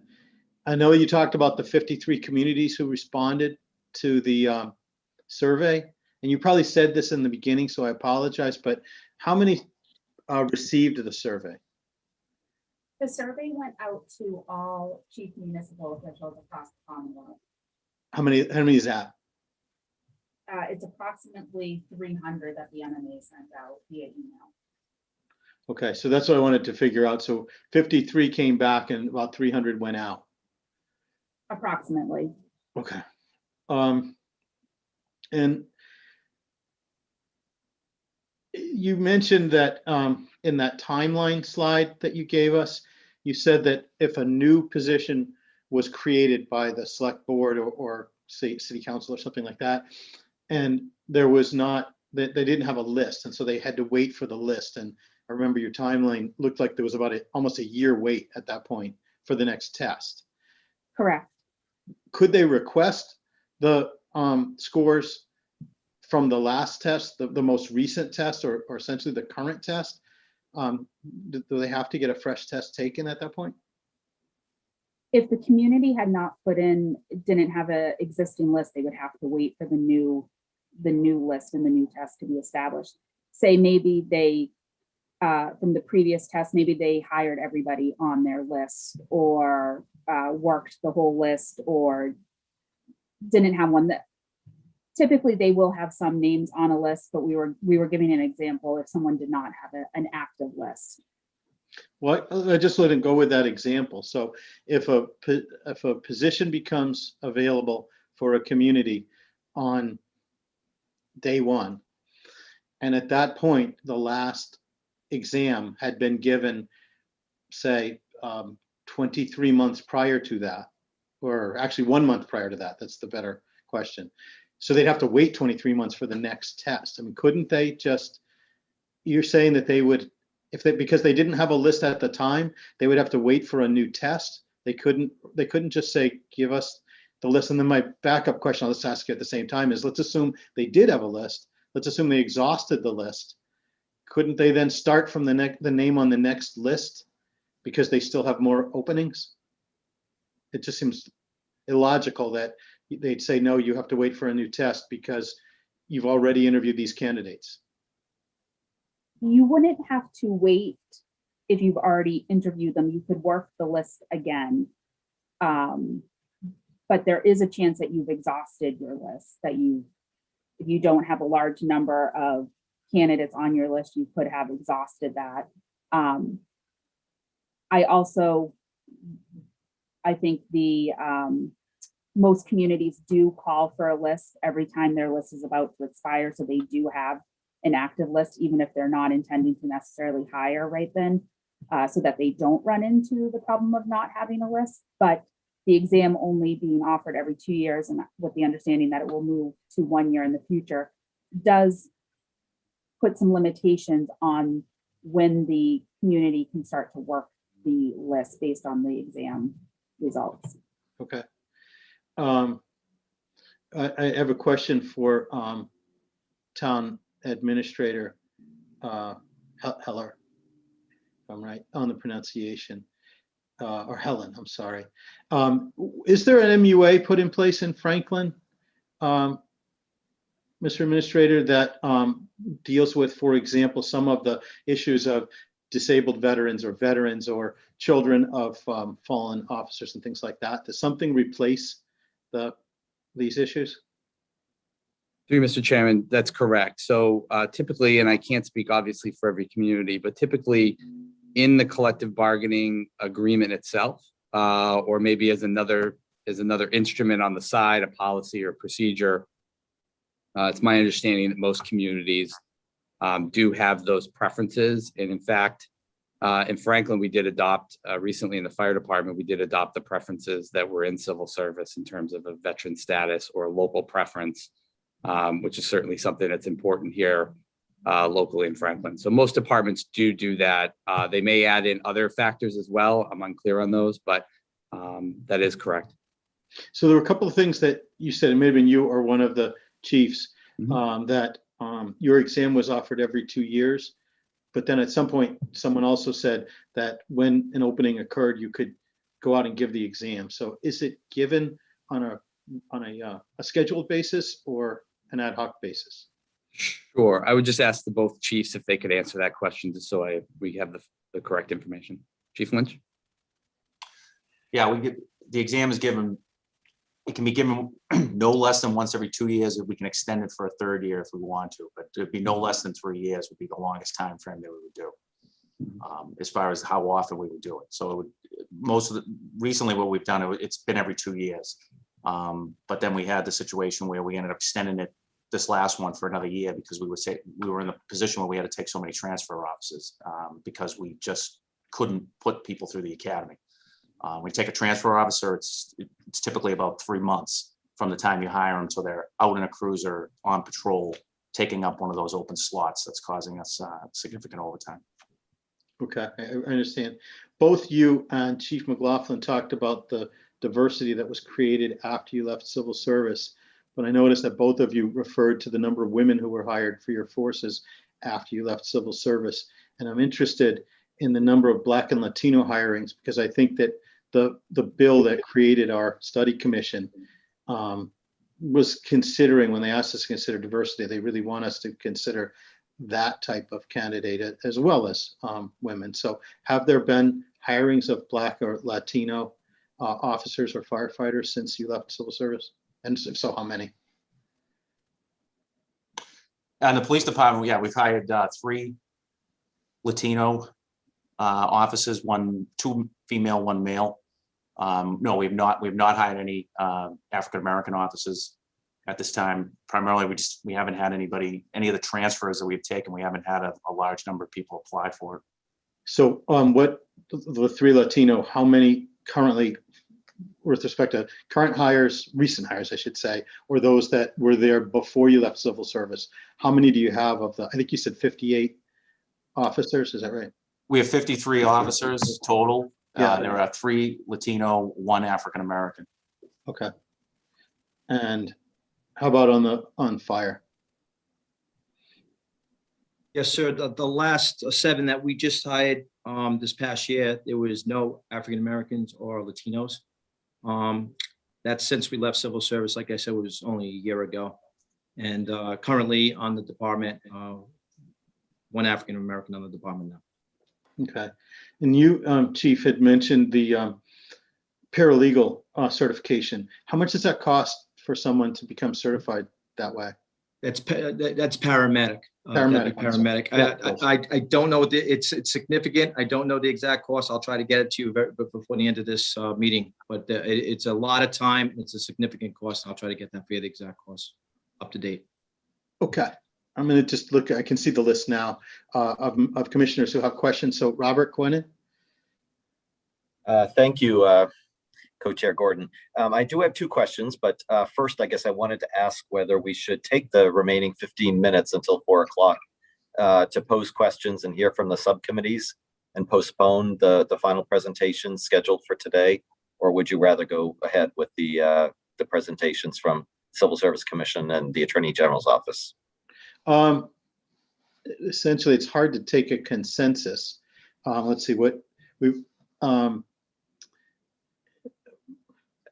What does the Kimberly Parr? What do you think? Because you're up as well.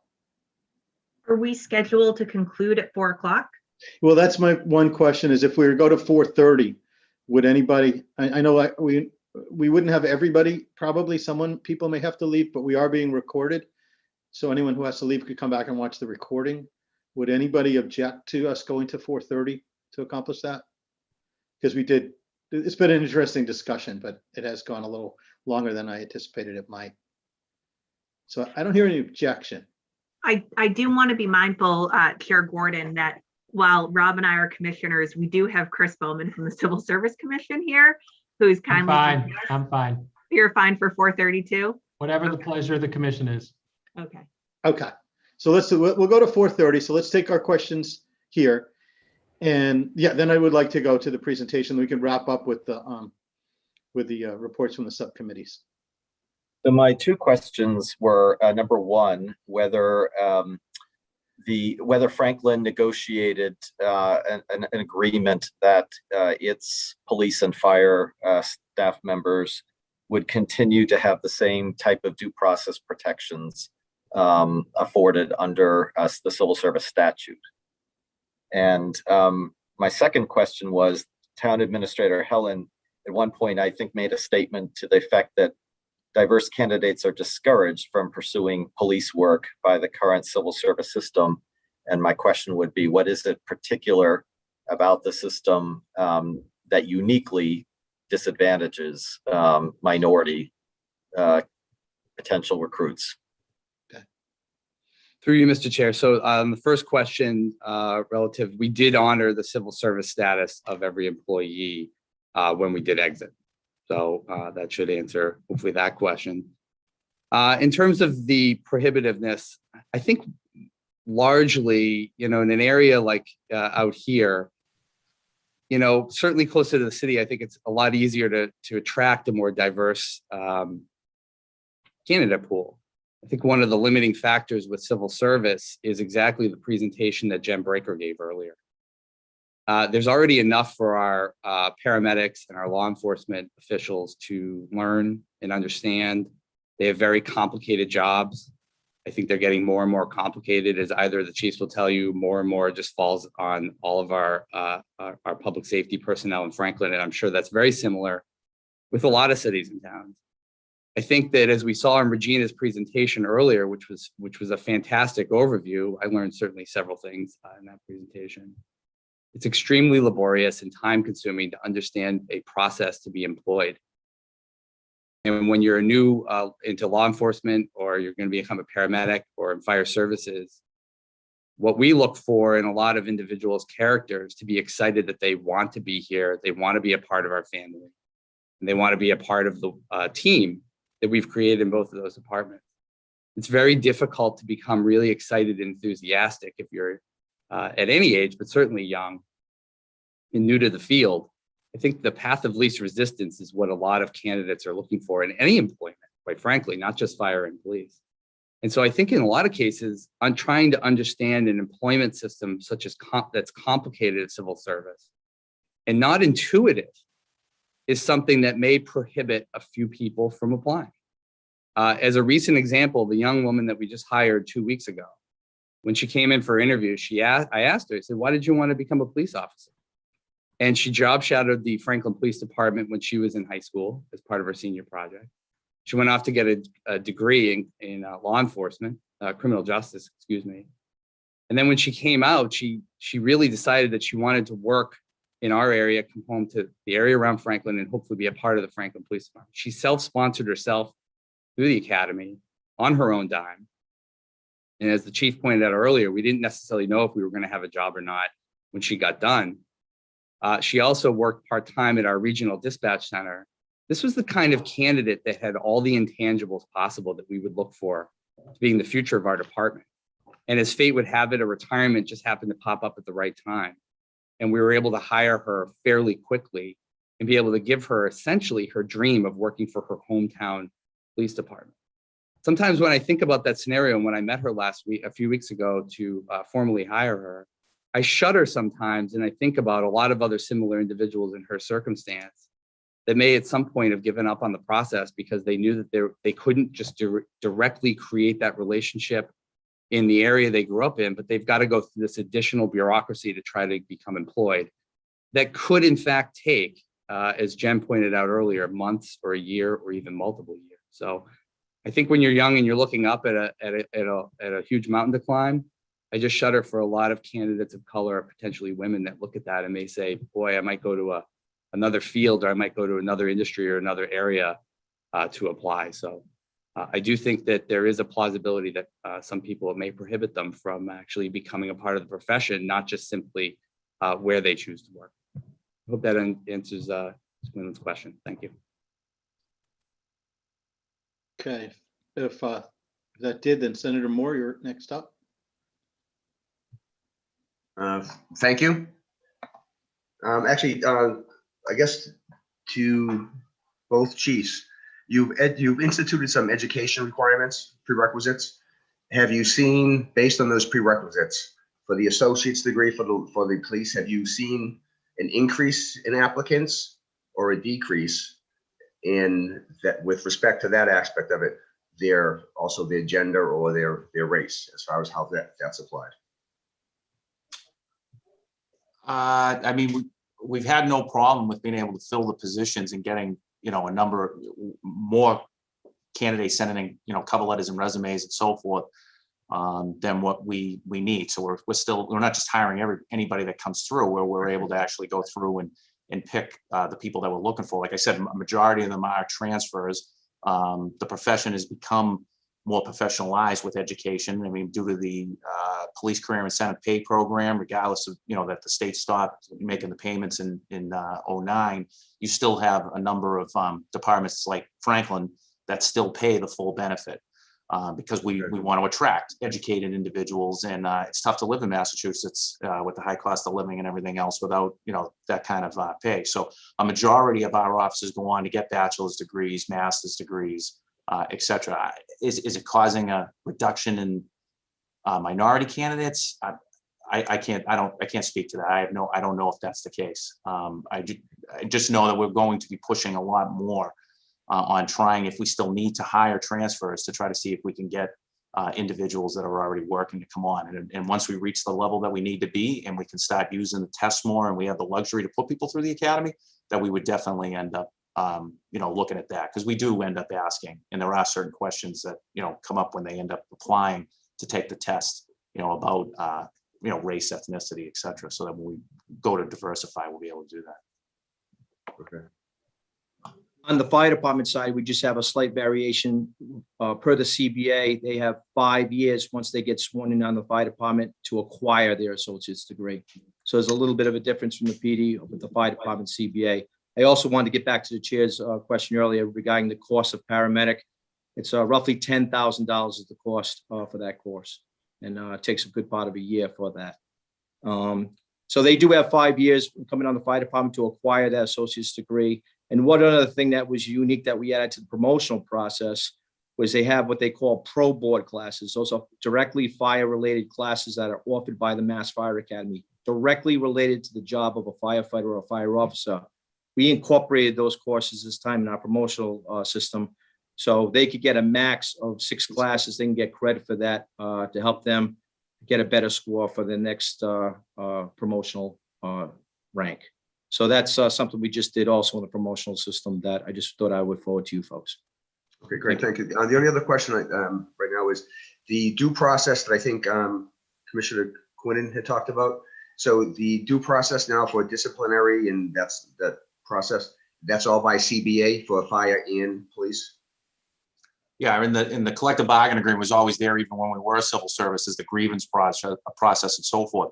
The only difference being that if we were under civil service, they had an option to go to the Civil Service Commission to appeal it. No one ever did.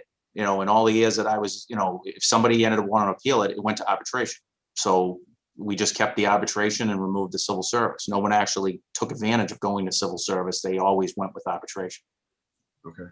But there is a process. It's the second thing on page 2 with the collective bargaining agreement. Okay. And the fire chief? Chief McLaughlin? And that'd be the same here with the fire department as well. All right, great. Thank you. Yep, you're welcome. Okay, Michael Papani, you're next. Thank you, Mr. Chairman. I'll start with, since we just left off with Chief McLaughlin, I'll start off with the chief as well. You indicated that in the last year and since coming out of civil service, you've diversified your department by 0 new hires. Has this included bypasses? Have there been appeals? Are there individuals who don't fall under your collective bargaining agreement that have issue with the hiring process where you have not diversified? And has this caused any lawsuits, or with absent the ability to go to civil service, how have you handled these situations in the hiring process? There's been no concerns. There has been none of that as of now from those last hires at all. And I would note that 2 of those 7 were military. I didn't mention that earlier. They were military, but as far as any issues or concerns from the last year's hiring, I've had none. And you don't have any current legal issues pending regarding not having civil service or any appeals or bypasses? No, sir. Okay. I also had a question for Administrator Helen. You talked about concerns about residency. However, in our HRD presentation, they indicated that residency was an option. So prior to leaving civil service, did the town of Franklin take the option of requiring residency and create that issue even under civil service? Not to my knowledge. I've never heard of, since my 6 years in Franklin, we've not been dealing with any residency requirements. It's been more about the circumference, obviously, around the community being 15 miles. I believe, correct me if I'm wrong, Chief Lynch, we still have that requirement there. And I believe in the fire department, it's a 30-mile circumference. Correct. Okay, I misunderstood. You had indicated that civil service created a geographic liability, and that was one of the reasons why you had to be out of civil service. However, you're telling me you still have those geographic limitations? We do, but through you, Mr. Chairman. So a great example, I think, is in the police. You have to have a Massachusetts fire identification card in order to carry a permit. And so therefore, being a Rhode Island community or a border community, when you do a circle around the community, there's a huge chunk, just like any border town would have. There's a huge chunk at which, you can't necessarily hire candidates that live in different places. And so some of those restrictions are in place. As a result of leaving civil service, what we're able to do is is to be able to accept transfers from either civil service or non-civil service departments. And in addition, I think we've seen a bump up in overall candidates because of the other intangibles that are in the contract, where you have a more timely, efficient to hire, you have a clear promotional process. For those candidates out there also that don't like civil service, just in general, because of what they've learned throughout their careers, a community like this or adjacent communities, as the chief pointed out, is a much more attractive community to be able to apply to. So that's kind of some of the logic of where I was coming from. Just as a follow-up, you mentioned again the timeliness, and you heard today that they are going to have annual tests. Would that not solve that timeliness issue for you? To say, I mean, I think right now with the examples both chiefs just gave, we were able to hire people right away. So I can't imagine it could be faster or more timely than what we're able to do now. I'm talking about hiring new candidates, not necessarily taking in transfers from other communities. Yeah, again, it's you know, without that there, I don't know. I've never worked within that system, so it's difficult for me to comment on that. But I'd say at the pace we're going right now, I think it'd be very difficult to hire faster than what we're already doing within Franklin today. Thank you. Mr. Chairman, you asked a number of the questions I already had. I just had one more for Jen Breaker from the MMA. Jen, thank you for your presentation. Your presentation was largely the age-old mission of the MMA to abolish civil service. And we can discuss that further in our commission discussions. But hearing the many issues that you confronted, many of them could be solved through small adjustments to civil services. As you mentioned, the timeliness of the test, the residency requirements and restrictions. Did you get feedback from any of those, I believe it was 53 municipalities that responded, that there was some way to adjust instead of completely abolish civil service in the surveys you received back? Thank you for the question. We did not ask any questions about abolishing civil service. We asked satisfaction questions and then gave spaces for open-ended comments. So we were sharing the comments we received. I think you saw in one of the quotes we offered in the presentation, that community did state that, you know, either changes need to be made to the process or something different needs to happen. And that's what we're hearing over and over again, is significant changes need to happen or a different process. Okay, thank you. And my final question was just in those communities that did respond, did they supply any numbers similar to the Franklin presentation, where on the fire side there was no change in diversity, or on the police side there was a minimal change in diversity in their communities? Are you asking for the communities that said they exited civil service? I'm asking by the communities that responded to your survey, what was their change in diversity among their hiring? We did not ask that question. We did not ask that question in this survey. Thank you. Mr. Chairman, that's all my questions. Thank you very much. Jesse Flynn. Thank you, Mr. Chairman. I have a few questions just to try to unpack. There was a lot of information given from both the chiefs and the MMA presentation, but just to start from the MMA presentation, who did the survey go out to and who was it filled out by within the municipalities? It went out to the chief municipal official, but they were able to send it to, if they felt there was somebody better to complete the survey, a fire chief, a police chief, an HR director, but it was people. Those were the main respondents that I just listed. Yeah, so just I think it's important that when we consider sending out a survey like that, civil service doesn't just affect the town administrator or the chief. It affects, you know, that local union, those civil servants, and especially applicants that are applying for the civil service test. I think that if you're going to take a survey on whether civil service is functioning correctly within a municipality, one of the main people you should be asking are actually applicants that are trying to get onto that department, how they feel about it, how that veterans community feels about their ability to take a civil service test and their ability to appeal any type of bypass to the, you know, independent an objective civil service commission. So I think that was kind of missing from that survey. I do have one question, one other question on that. And has the MMA ever supported any additional oversight of hiring, promotions, or disciplinary actions by any state agency? Or is it just you want the municipalities to be one in their own?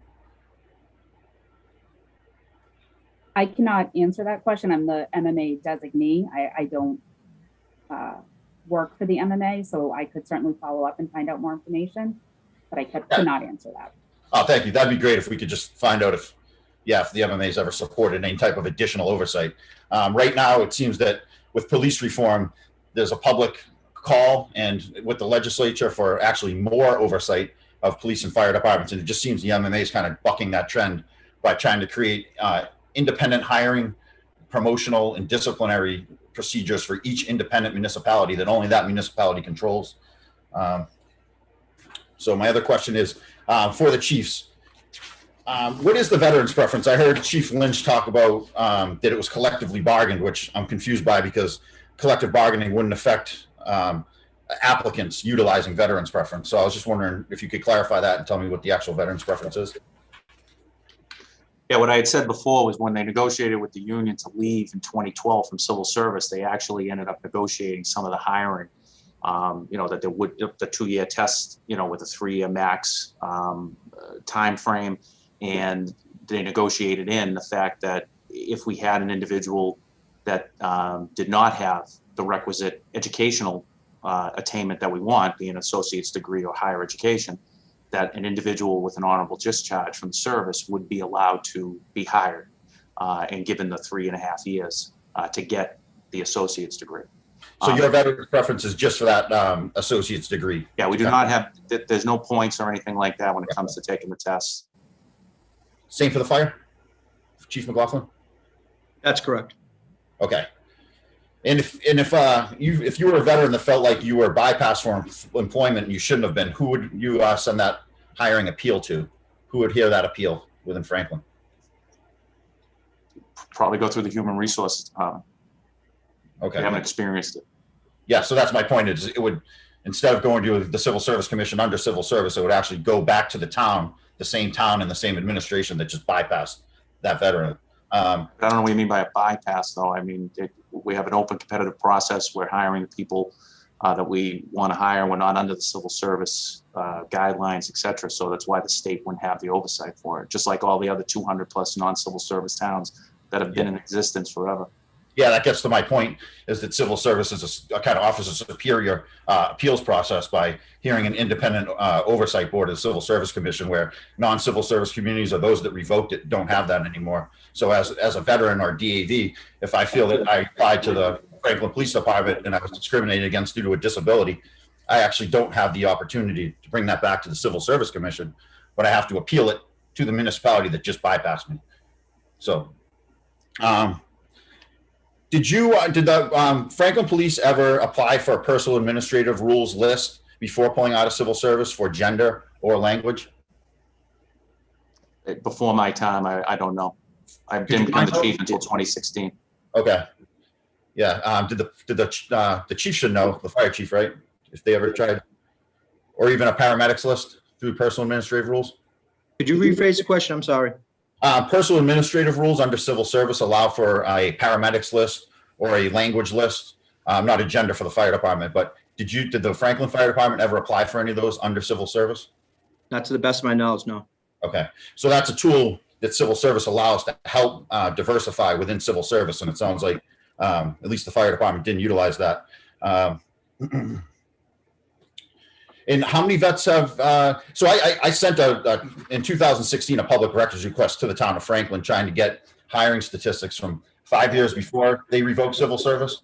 And then the time up to that, I think it was 4 years for the police. Obviously I didn't send one for the fire, and I didn't receive a response on that. So I think that it might be helpful if you guys could just tell us in the 5 years leading up to civil service, who you hired as opposed to gender, veterans preference, and ethnicity, and then how that hiring, what you've hired since you pulled out, and maybe the same thing for the fire department.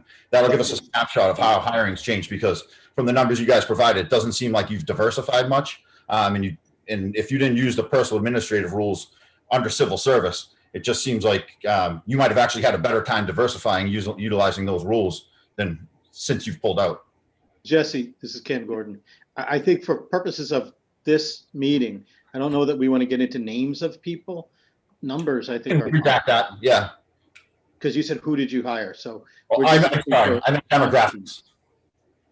Okay. Demographics, not names, not specific people, just how many veterans did you hire? How many DAVs, and how did that change after you pulled out of civil service? And how was it? How were you hiring for diversity before, while under civil service? And then how did you hire diversity after civil service? Because the trend I've seen is none of these municipalities diversify when they pull out of civil service.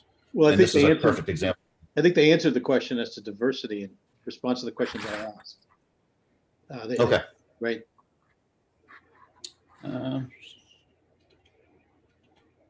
Okay, that's all I got. Thank you. Okay, and then we have Chris Del Monte. Thank you, Mr. Chairman. So ultimately, my question is going to be for Chief Lynch, but I did want to just make a couple of points that I saw Jen's timeline on there. And I will tell you, as a civil service community, that timeline is very realistic, unfortunately. She used a word in there that I think is appropriate. And Regina, correct me where I get this wrong as well. She used the word exhausted. And so just for ease of numbers, if a community goes to hire and they get 10 names of people that are eligible, and you hire the best of those individuals, you may have individuals in there with criminal backgrounds and domestic histories, et cetera, that may not be good candidates for police officers.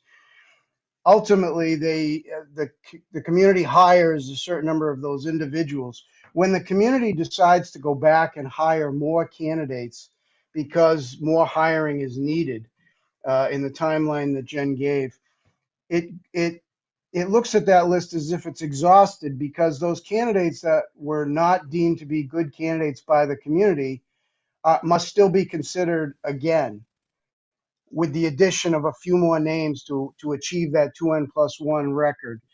And so my question is ultimately for Chief Lynch, and correct me where I get it wrong, Regina, please. To Chief Lynch, if I get the top 10 names and you exhaust those names and you hire the cream of the crop, let's say it's 3 or 2 or whatever, when you go back to your list, Chief, you're not getting, once you've gone through names 1 through 10, I suspect you're now going through names 11 through 20 or whatever, hypothetically. Is that accurate? Yeah, I mean, if we're going to vet people off the list, bring them in, do the interviews, do their backgrounds, et cetera, and we're not considering them for employment, then they're not going to be reconsidered again. We would just move on to the next group, and so forth. Absolutely. Regina, where did I get it wrong on having to reconsider those people that we had looked at initially that had these infirmities and candidacy, for lack of a better word? Yeah, no, that's a good question, Chief. So let's say Franklin is asking for a list and they're going to hire 10. And so we send out 21 names. Of those 21 names, there are people who do not sign willing to accept. All right. There are people who do sign willing to accept. So that creates that pool of candidates. Under Section 27 of Mass General Laws, you don't have to, it's not that you're bypassing an individual. You have the right to select individuals. And those that are not selected have appeal rights to the Civil Service Commission. So you can select the best and the brightest on that eligible list as you go through. They complete their hiring process. They now come back and want to hire again. They've got 5 vacancies this time. Yes, they are going to receive the names of individuals that we had previously sent out to them, unless their background was under a personnel administration rule of removing them from the eligible list. They would be on that list. But we don't know if they're going to sign willing to accept. There's somebody who didn't sign last time, might sign this time. So yes, that's why moving to an annual exam is going to refresh the eligible list for our municipalities. So thank you on both. I appreciate that. One thing I would just add too on Jen's timeline, which again, I find to be as a civil service municipality, that's an accurate timeline. That does not include a scenario where a person who was put through that process and hired through that process is either terminated or quits, and where that leaves the municipality having to either go back to the list, or if they happen to hire more than one at one particular time, it still delays that process considerably. So thank you very much for answering those Okay. questions. Thank you. Just in the interest of time, Senator Moore will take your question. That'll be the last question, and then we'll move on to the Civil Service Administration AG's office.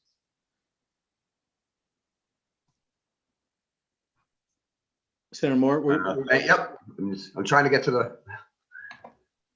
Thank you, Rep. And again, to both chiefs and I guess to the town manager, the purpose of this commission is to look at diversity hiring. So the question I have is how, I guess to the town manager, that person you had talked about that was a dispatcher, then moved up and then got onto the department. What's the recruitment process that you use for those positions? Do you have to post a position? And I guess what status was she? Is she Caucasian? Is she a person of color? She's Caucasian. Yeah. Okay. So is it now for positions that come open? Do you have a recruitment process that you utilize so that you could possibly get people of different diversity? Yeah, I'll ask the chief of police just to dive in a little deeper on that. Chief.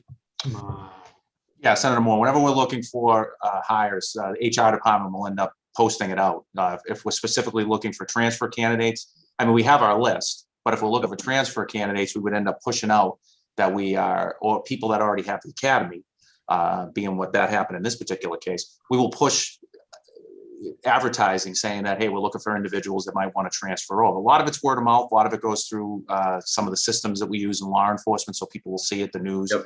And then that will end up generating the people to send in the cover letter resumes. We go through those and we pick the best out of that. And then we for like one position, we might do 5 to 6 interviews. And if we like somebody else, we'll keep them in mind for the next one that might come on.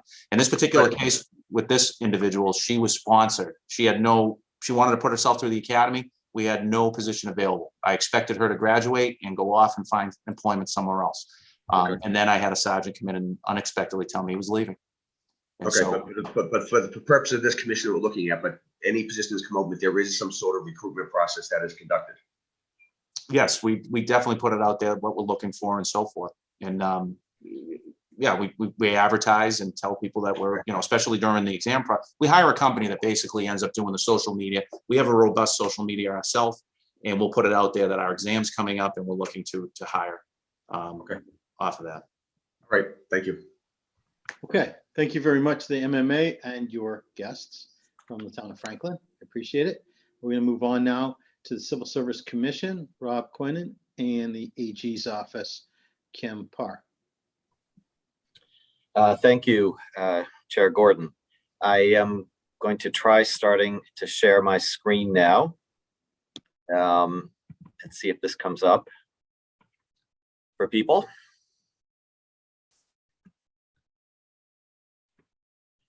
And I'd like to introduce the chair of the Civil Service Commission, Christopher Bowman, who's going to kick us off with the first 6 or 7 slides out of 10 that we have prepared for you today.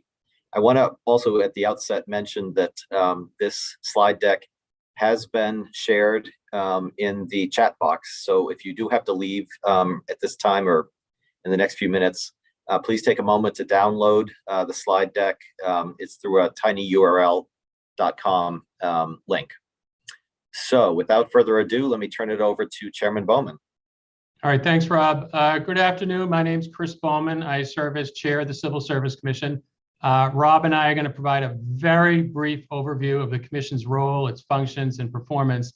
And then Kim from the Attorney General's office, Kim Parr, is going to talk very briefly about some issues related to appellate jurisdiction. We promise not to be repetitive of the great presentation you heard from Regina regarding the overall civil service system. The only point I want to make about that presentation is to just really second and third and fourth everyone's sentiment here that Regina Caggiano is probably the most knowledgeable person in Massachusetts regarding issues related to civil service. She's also the most hardworking state employee and the most responsive. So I won't be offended if you view Regina as your go-to person regarding issues related to civil service. All right, next slide. What's the core mission of the Civil Service Commission? We're a 5-member appellate board that hears and decides appeals from civil service employees and candidates seeking civil service positions, ensuring that both employees and the candidates for civil service positions receive fair and impartial treatment free of any personal or political bias.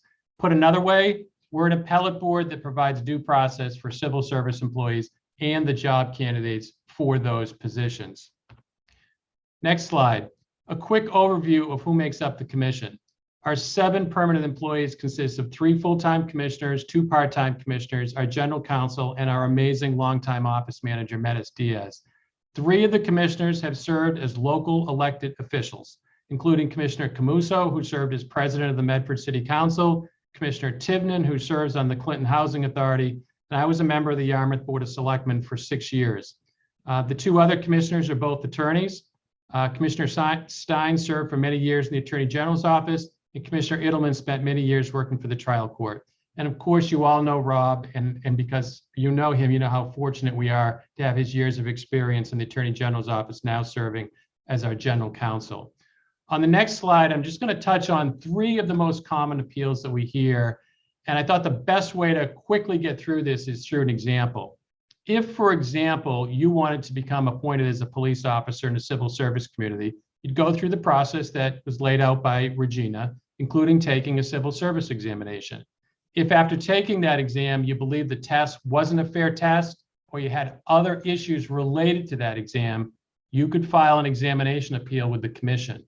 These appeals allow the commission to get some insight into how the examinations are being administered statewide, what's being tested, and whether the tests are indeed a fair test of a candidate's ability to serve, for example, as a police officer.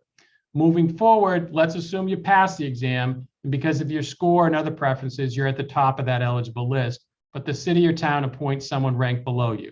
They can do that, as Regina outlined. What civil service requires is that you need to simply provide the bypass candidate with sound and sufficient reasons for the bypass. If you are that candidate and you don't believe those are sound and sufficient reasons, or you believe the process wasn't fair, wasn't impartial, you can file an appeal with the commission. These appeals provide the commission with some insight into the hiring processes that are used across Massachusetts. Finally, if you were appointed as a police officer, completed the police academy, and then served a 1-year probationary period, you get certain due process rights, including as an individual, the right to file an appeal with the Civil Service Commission. The separate and distinct is those who file for arbitration. Don't get 2 bites of an apple. You can either file with the commission or through your union through arbitration. Going to the next slide. Regardless of what type of appeal you file with the commission, it's a 4-step process. You file the appeal, you get a pre-hearing conference. If it can't be settled at the pre-hearing conference, it goes on to a full evidentiary hearing. After that, they have the opportunity to submit a post-hearing brief. The commissioner writes up the decision, gets voted on by the full commission. Decision goes out, sent email to the individuals, and we post it on our website. The next slide I want to talk about just very, very briefly is the issue about investigations. In addition to hearing and deciding appeals, the civil service law provides the commission with the authority to conduct investigations on our own initiative or at the request of certain persons. We exercise this authority very sparingly, and most typically we act when there are allegations of nepotism, discrimination, or other violations of basic merit principles. We put 4 up here on the screen. I'm not going to go through them. You can click on the links and go through all the investigations that the commission has considered and the remedies that we've issued. I'm going to take the risk of making an editorial comment here. These aren't from the 1800s or the 1900s.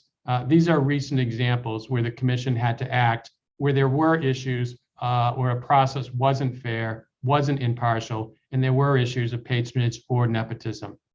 Go to the next slide. This is the last slide I'm going to cover, and it has to do with administrative reforms that we've tried to implement here to improve customer service. I just want to touch on a couple of them here. First, all appeals with the commission now get an expedited pre-hearing. Within 30 to 60 days, you get a pre-hearing before an individual member of the commission. And we ask people to come armed with enough information to try to get these appeals resolved upfront. And we've had a decent amount of success with this. 50% of all appeals that are filed with the commission now don't go any further than a pre-hearing conference. Second, based on the positive feedback we received during going remote during COVID, we are now permanently going remote with all the pre-hearing conferences. Makes it a lot easier for a whole lot of people, including police chiefs and fire chiefs across Massachusetts, so they don't have to upend their day in terms of coming into Boston and coming into a pre-hearing conference. Although we're going back to in-person full hearings because they're more conducive to be in person, these in-person hearings are conducted across Massachusetts. We have permanent hearing locations in Springfield and Lowell and North Dartmouth. And if you need us to go out to Pittsfield or North Adams or up to Peabody or down to Falmouth, we'll go to the city hall in those cities or towns. The last quick reform I want to talk about is that we're working with the state's IT team to create a portal so that all the appeals can be filed online. And lastly, we have a partnership with the Division of Administrative Law Appeals. Now that they're fully staffed, they're going to help us resume hearing appeals so that we can get these things done even quicker. I hope I got through that quickly, and I'm going to turn it over to Rob to, he can give a quick overview on some of the remaining issues of the commission. Thank you, Chair Bowman. So I'll begin with some statistics on its website, and also, as I mentioned, available to you through links in this PowerPoint. The Commission posts a summary of monthly and annual statistics and measures of progress toward performance goals, including its open case inventory, a number of appeals open versus closed in a given quarter or year, how long it takes to resolve appeals, and the affirmation rate of Commission decisions subject to judicial review. Some key statistics that I'd like to highlight today. First, the Commission affirms the disciplinary action of appointing authorities 79% of the time. I think there's a myth out there that the Commission does not affirm as frequently as that. The remaining 21% of disciplinary appeals are allowed in whole or in part. Approximately 50% of all bypass appeals are denied. 30% are resolved through mutual agreement after the pre-hearing, and 20% are allowed after a full hearing. The Commission receives an average of 250 appeals annually. 50% of those are disposed within 17 weeks, and 79% are disposed of within 52 weeks. And the Commission ends up issuing, on average, about 130 substantive decisions each year. In the year or so before the pandemic, for all cases in which a full hearing was conducted, the parties received an anonymous online survey to complete 1 week after the decision had been issued. The survey was sent to the parties via a separate civil service survey email account, and the parties were asked to answer questions anonymously on a variety of topics, including but not limited to whether the hearing officer treated them with respect or courtesy, whether the hearing officer was fair and impartial, and whether the decision was received in a timely manner. In survey responses, 93% stated that the hearing officer treated them with respect and courtesy. 87% of respondents stated that the hearing officer was fair and impartial. 76% were satisfied with the overall appeals process, and about half believed they received a decision in a timely manner. In terms of judicial review of civil service decisions, let me begin first with the standard of review that's applicable at the Commission level. For disciplinary appeals, the public employer must establish just cause, and that is a term of art that's been construed in case law over decades, through a preponderance of credible evidence proving substantial misconduct on the part of the disciplined employee. For bypass and equity appeals, the employer must produce sound and sufficient reasons or reasonable justification to justify its action.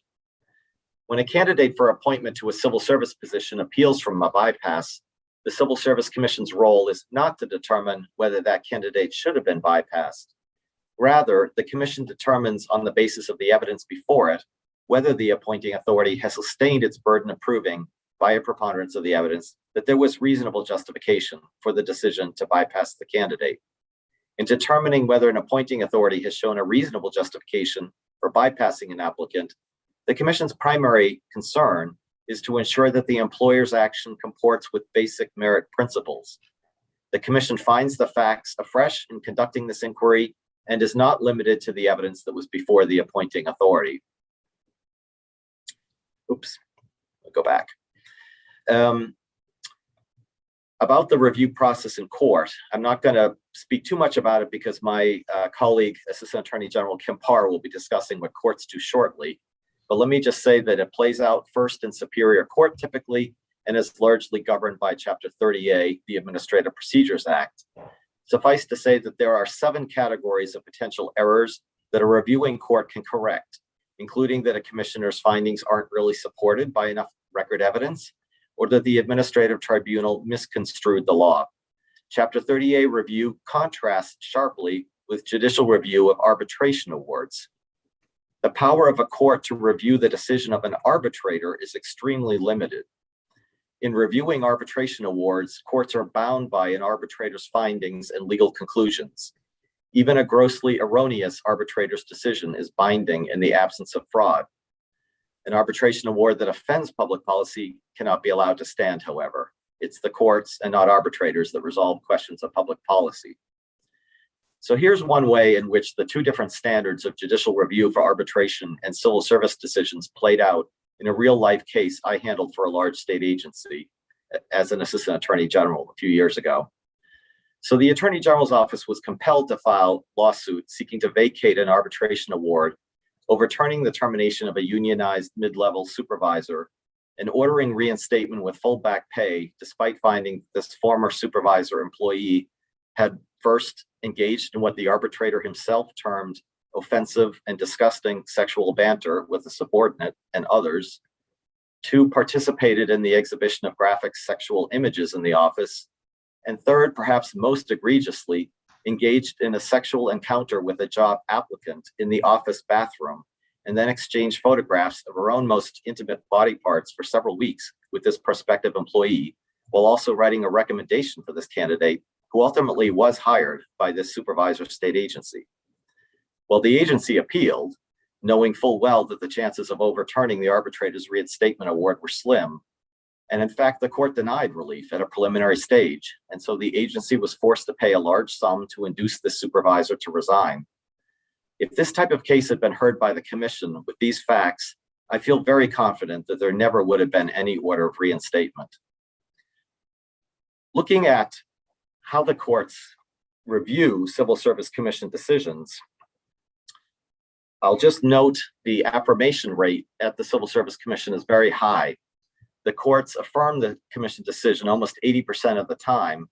And overall, out of the nearly 2,000 substantive decisions that have been issued by the commission since 2006, including ones where there was never any appeal brought, 97% of those decisions remain undisturbed. My last slide. I wanted to share a few influential or illustrative cases with you. First, the Alston case. Less than 3 months ago, our state Supreme Court affirmed the commission's adjudication of what was essentially a wrongful termination claim by an African-American firefighter in Brookline who had been subjected to ongoing racially tinged harassment and ostracism from his fellow firefighters. While simultaneously driving through Boston traffic and trying to leave a voicemail for the plaintiff firefighter Gerald Alston, Alston's superior officer, a white Brookline fire lieutenant, used a racist expletive, the effing N-word, to describe a nearby motorist who had cut off the lieutenant's vehicle. And this was heard, of course, by the firefighter Alston. Town officials responded with a minor short-term suspension of the lieutenant, followed by his almost immediate promotion. Thereafter, town officials not only further promoted this lieutenant, but failed to prevent his retaliatory behavior against firefighter Alston. And it enabled the lieutenant to use his position to lobby many other members of the force against firefighter Alston and paint himself as the victim. After hearing from 14 witnesses over 10 days of testimony and receiving 280 exhibits and evidence, the commission concluded that these actions by the town were arbitrary, capricious, and in violation of firefighter Alston's rights under the civil service law to be treated fairly without regard to, among other things, his race or color, and with proper regard for his civil service and constitutional rights. The commission found that it was the town's own actions and inactions that made it impossible for firefighter Alston to return to work, which was the grounds for the town's decision to terminate his employment. The commission held that when a municipality's own violation of a tenured employee's rights has prevented the employee from returning to work, as in this case, the town cannot use that inability to work as just cause for discharging the employee from his tenured position. Upon judicial review, the Supreme Judicial Court held that the Mass Commission Against Discrimination's largely exclusive jurisdiction over discrimination claims did not bar the Civil Service Commission under civil service law from considering workplace conduct perpetuating discrimination when reviewing whether the town had just cause to terminate this Black firefighter. Substantial evidence supported the commission's decision in the view of the Supreme Judicial Court. The town lacked just cause to terminate the firefighter, and this determination required reinstatement. In the second case of Jill Kavaleski, this involved a female police officer candidate who was bypassed at the psychological evaluation stage. In its opinion in Kavaleski, the Supreme Judicial Court concluded that ample evidence supported the commission's decision to reject an assertion by the Boston Police Department that a BPD psychiatrist's psychological evaluation of Ms. Kavaleski alone sufficed to disqualify her from hiring consideration. The commission had found that this psychiatrist's opinions with regard to this female applicant were mostly subjective determinations that were insufficiently supported by the facts, and the psychiatrist did not provide a single convincing situational example to support her conclusion that the applicant's defensiveness or supposedly overly rigid personality would interfere with police work in an objective real-world context. And the last case I mentioned here involves a gentleman by the name of Keon Finklia, and the BPD had bypassed this minority police candidate principally because way back in 2001, when he was 18 years old, he was charged with a felony for knowingly receiving stolen property, namely an automobile tire, from a friend. But the case was continued without a guilty finding. The Superior Court affirmed the commission's decision that the stale charge did not constitute reasonable justification for a bypass. As these cases point out, the commission plays an invaluable role in protecting the employment interests of females, minorities, and others vulnerable to unfair personnel action. So with this overview, I'd like to turn the platform over to Assistant Attorney General Kim Parr. I will stop sharing my screen. Thank you, Rob, and thank you, Commissioner Bowman. I am working to share my screen. I also see the time, and so Representative Gordon, I just wanted to confirm, are you all right if I proceed for a few more minutes?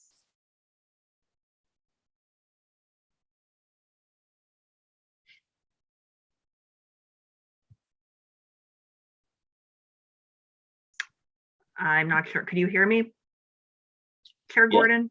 Okay. All right. Can everybody see this? Yep. All right. Can you? What was that? Okay, so I'll just jump in and I will do my best to keep it short and not go through what everybody else has said. So thank you for having me today. I am an AAG in the Government Bureau, and I'm here to talk about the Attorney General's office's, what I would say, relatively limited role in the civil service system. So we've already heard a great deal about the hard work and diligence of the Human Resources Division and the Civil Service Commission. And what we do is come in at the tail end and represent those two agencies when their final decisions or actions are challenged in court. This responsibility comes through our statutory duty to defend the Commonwealth and its agencies. I have the language up there on the slide, as well as our common law duty to protect the public interest. So through this responsibility, we often find ourselves defending agency decisions and sometimes working with an agency to correct problems that are revealed through the litigation process. Oh, if you'll give me 1 second, something is happening on my screen. Okay. I'm actually going to leave it at this if folks can see it all right, because my notes disappeared otherwise. So this duty typically arises in two circumstances. First, as Rob mentions, there are situations where a party is upset with an agency's final decision and appeals that decision to Superior Court. This arises under General Law, Chapter 30A, Section 14. And I'll jump into that right now, actually, to just give a little bit more detail. These cases are subject to special rules of procedure. They go to our state Superior Court. They're decided on what we call a closed record. So this means that the court only looks to the evidence that was before the agency. In our work, these are most often final decisions that come through the Civil Service Commission, so I'll refer to them. The parties typically can't take discovery, they can't introduce new evidence, they don't get a trial. What the court is doing is looking over the record and deciding, whether the commission had substantial or sufficient evidence for their decision and whether any error of law existed. It's a highly deferential standard. I think that's one point that Rob was starting to illustrate when contrasting what happens in Superior Court under Chapter 30A and what happens in appeals of arbitration decisions. Excuse me, Kim? Yes. Your presentation's not presenting. Oh, okay. Let me try this again. Thanks for letting me know.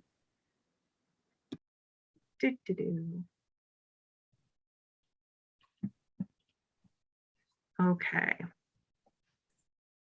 We will try this again.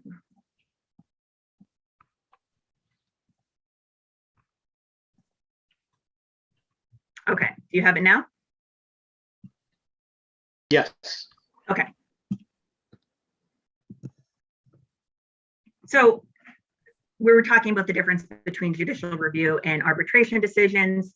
The court really must defer to the agency's technical competence, its experience, its knowledge, and it's a deferential standard where the court may only reverse or modify, or put another way, the court must affirm the agency's decision unless there is some finding that a party's substantial rights have been prejudiced by an error. And those are the types of errors Rob talked about. Insufficient evidence, a flaw in the legal analysis, a problem with procedure. And that happens, with the commission, there's a very high rate of affirmance. I think they do a very good and careful, detailed job in writing their decisions. One thing I thought that this group might be interested to know is that filing an action for judicial review does not stay enforcement of an agency decision.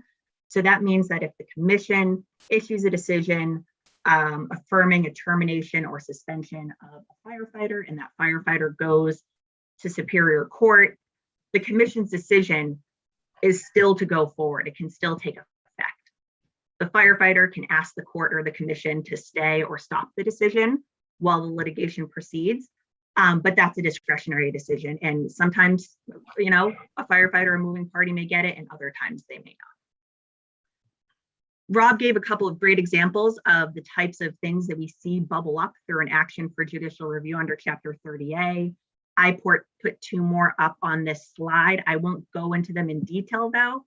What they show and what I want you to know is that though these actions for judicial review often involve only one party, one public employee, or maybe a group of public employees with similar issues, they can have far-reaching impact or a high impact and really get to the thrust of the commission's authority, what they can and cannot look at, what they can and cannot do. And so these actions for judicial review under 30A really help develop the law and define I suppose, kind of the court's view of what is proper. Other types of action. So these are typically unrelated to a single agency decision. They're focused instead on agency policies, practices, or procedures. They could allege a statutory constitutional violation. In contrast to the 30A cases, these can be filed in state or federal court, depending on the alleged violations. And they look like what you think of as like civil litigation. They'll look like a trial. There can be discovery, witnesses, all of that. And this is where the consent decrees that Regina had brought up, this is where they came from. So as I mentioned earlier, back in the 70s, a group challenged the entrance exams administered by the Human Resources Divisions in the 60s and 70s for firefighters and police officers. The court found that the exams had a racially discriminatory effect and imposed those ratios that we talked about as a remedy. The First Circuit has affirmed those decrees and the ratios and held that cities won't be released until there's rough parity that's achieved. The Attorney General's office represents the Human Resources Division in this ongoing litigation. At present, the consent decrees remain binding on, I believe in total, it's 7 municipalities. They're subject to different types of ratios. Something for this group to think about or to know is that in 2016, the parties discovered that the ratios weren't working in the way they were intended.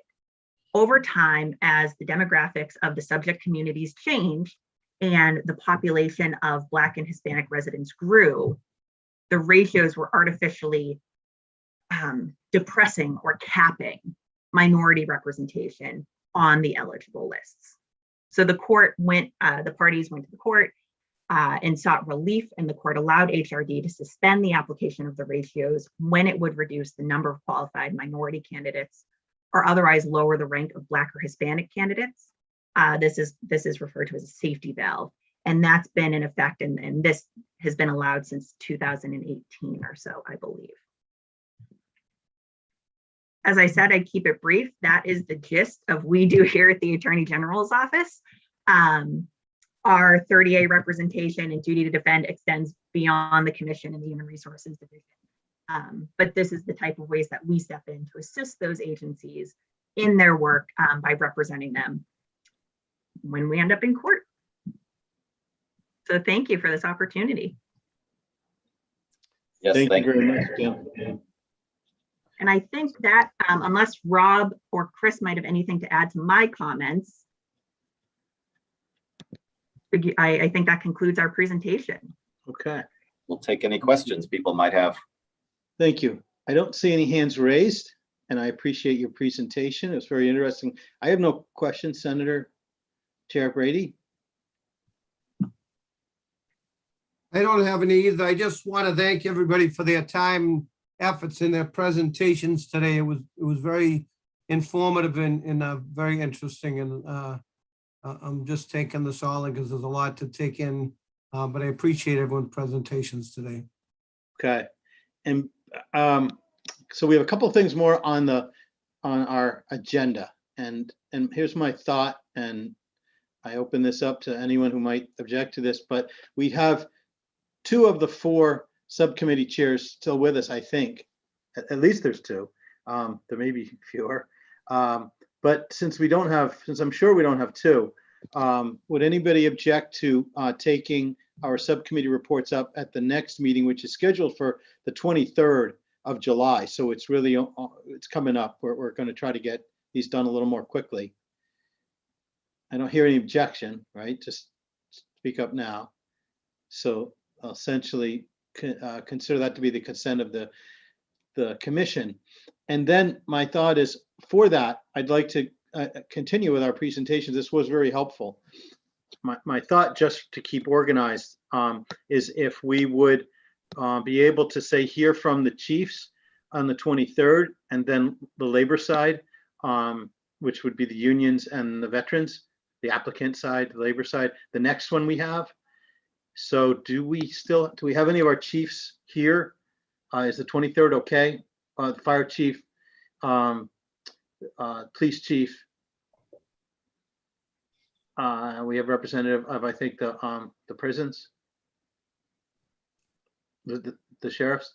Are you still here? Ben Gerber, please call 4013. Ben Gerber. Mr. Chairman, representing the Mass Chiefs of Police, there was a list of police chiefs that we had recommended. I think some were from civil service, non-civil service. Is that who you're referring to for the next meeting?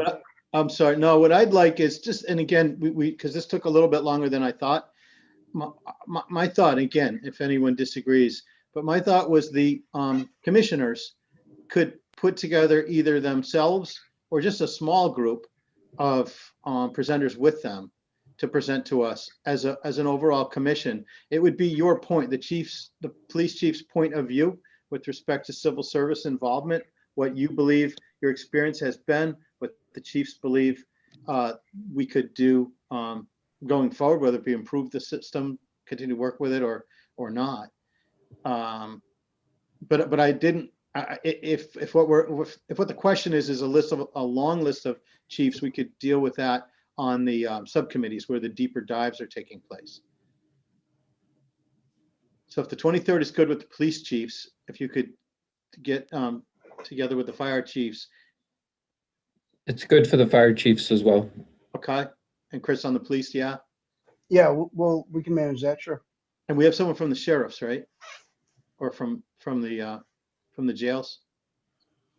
Ms. King. Yes. Is that okay? Okay. So that'll be the 23rd. And then we will reach out to the unions and to the veterans. We'll figure out whether we can do that on the same meeting. It might be 2 meetings because this was great. It took a little longer than I thought. So either 1 or 2 for the unions and the veterans that are on our commission. Okay.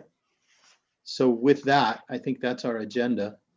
And unless someone else has something to add, I will take a motion to adjourn.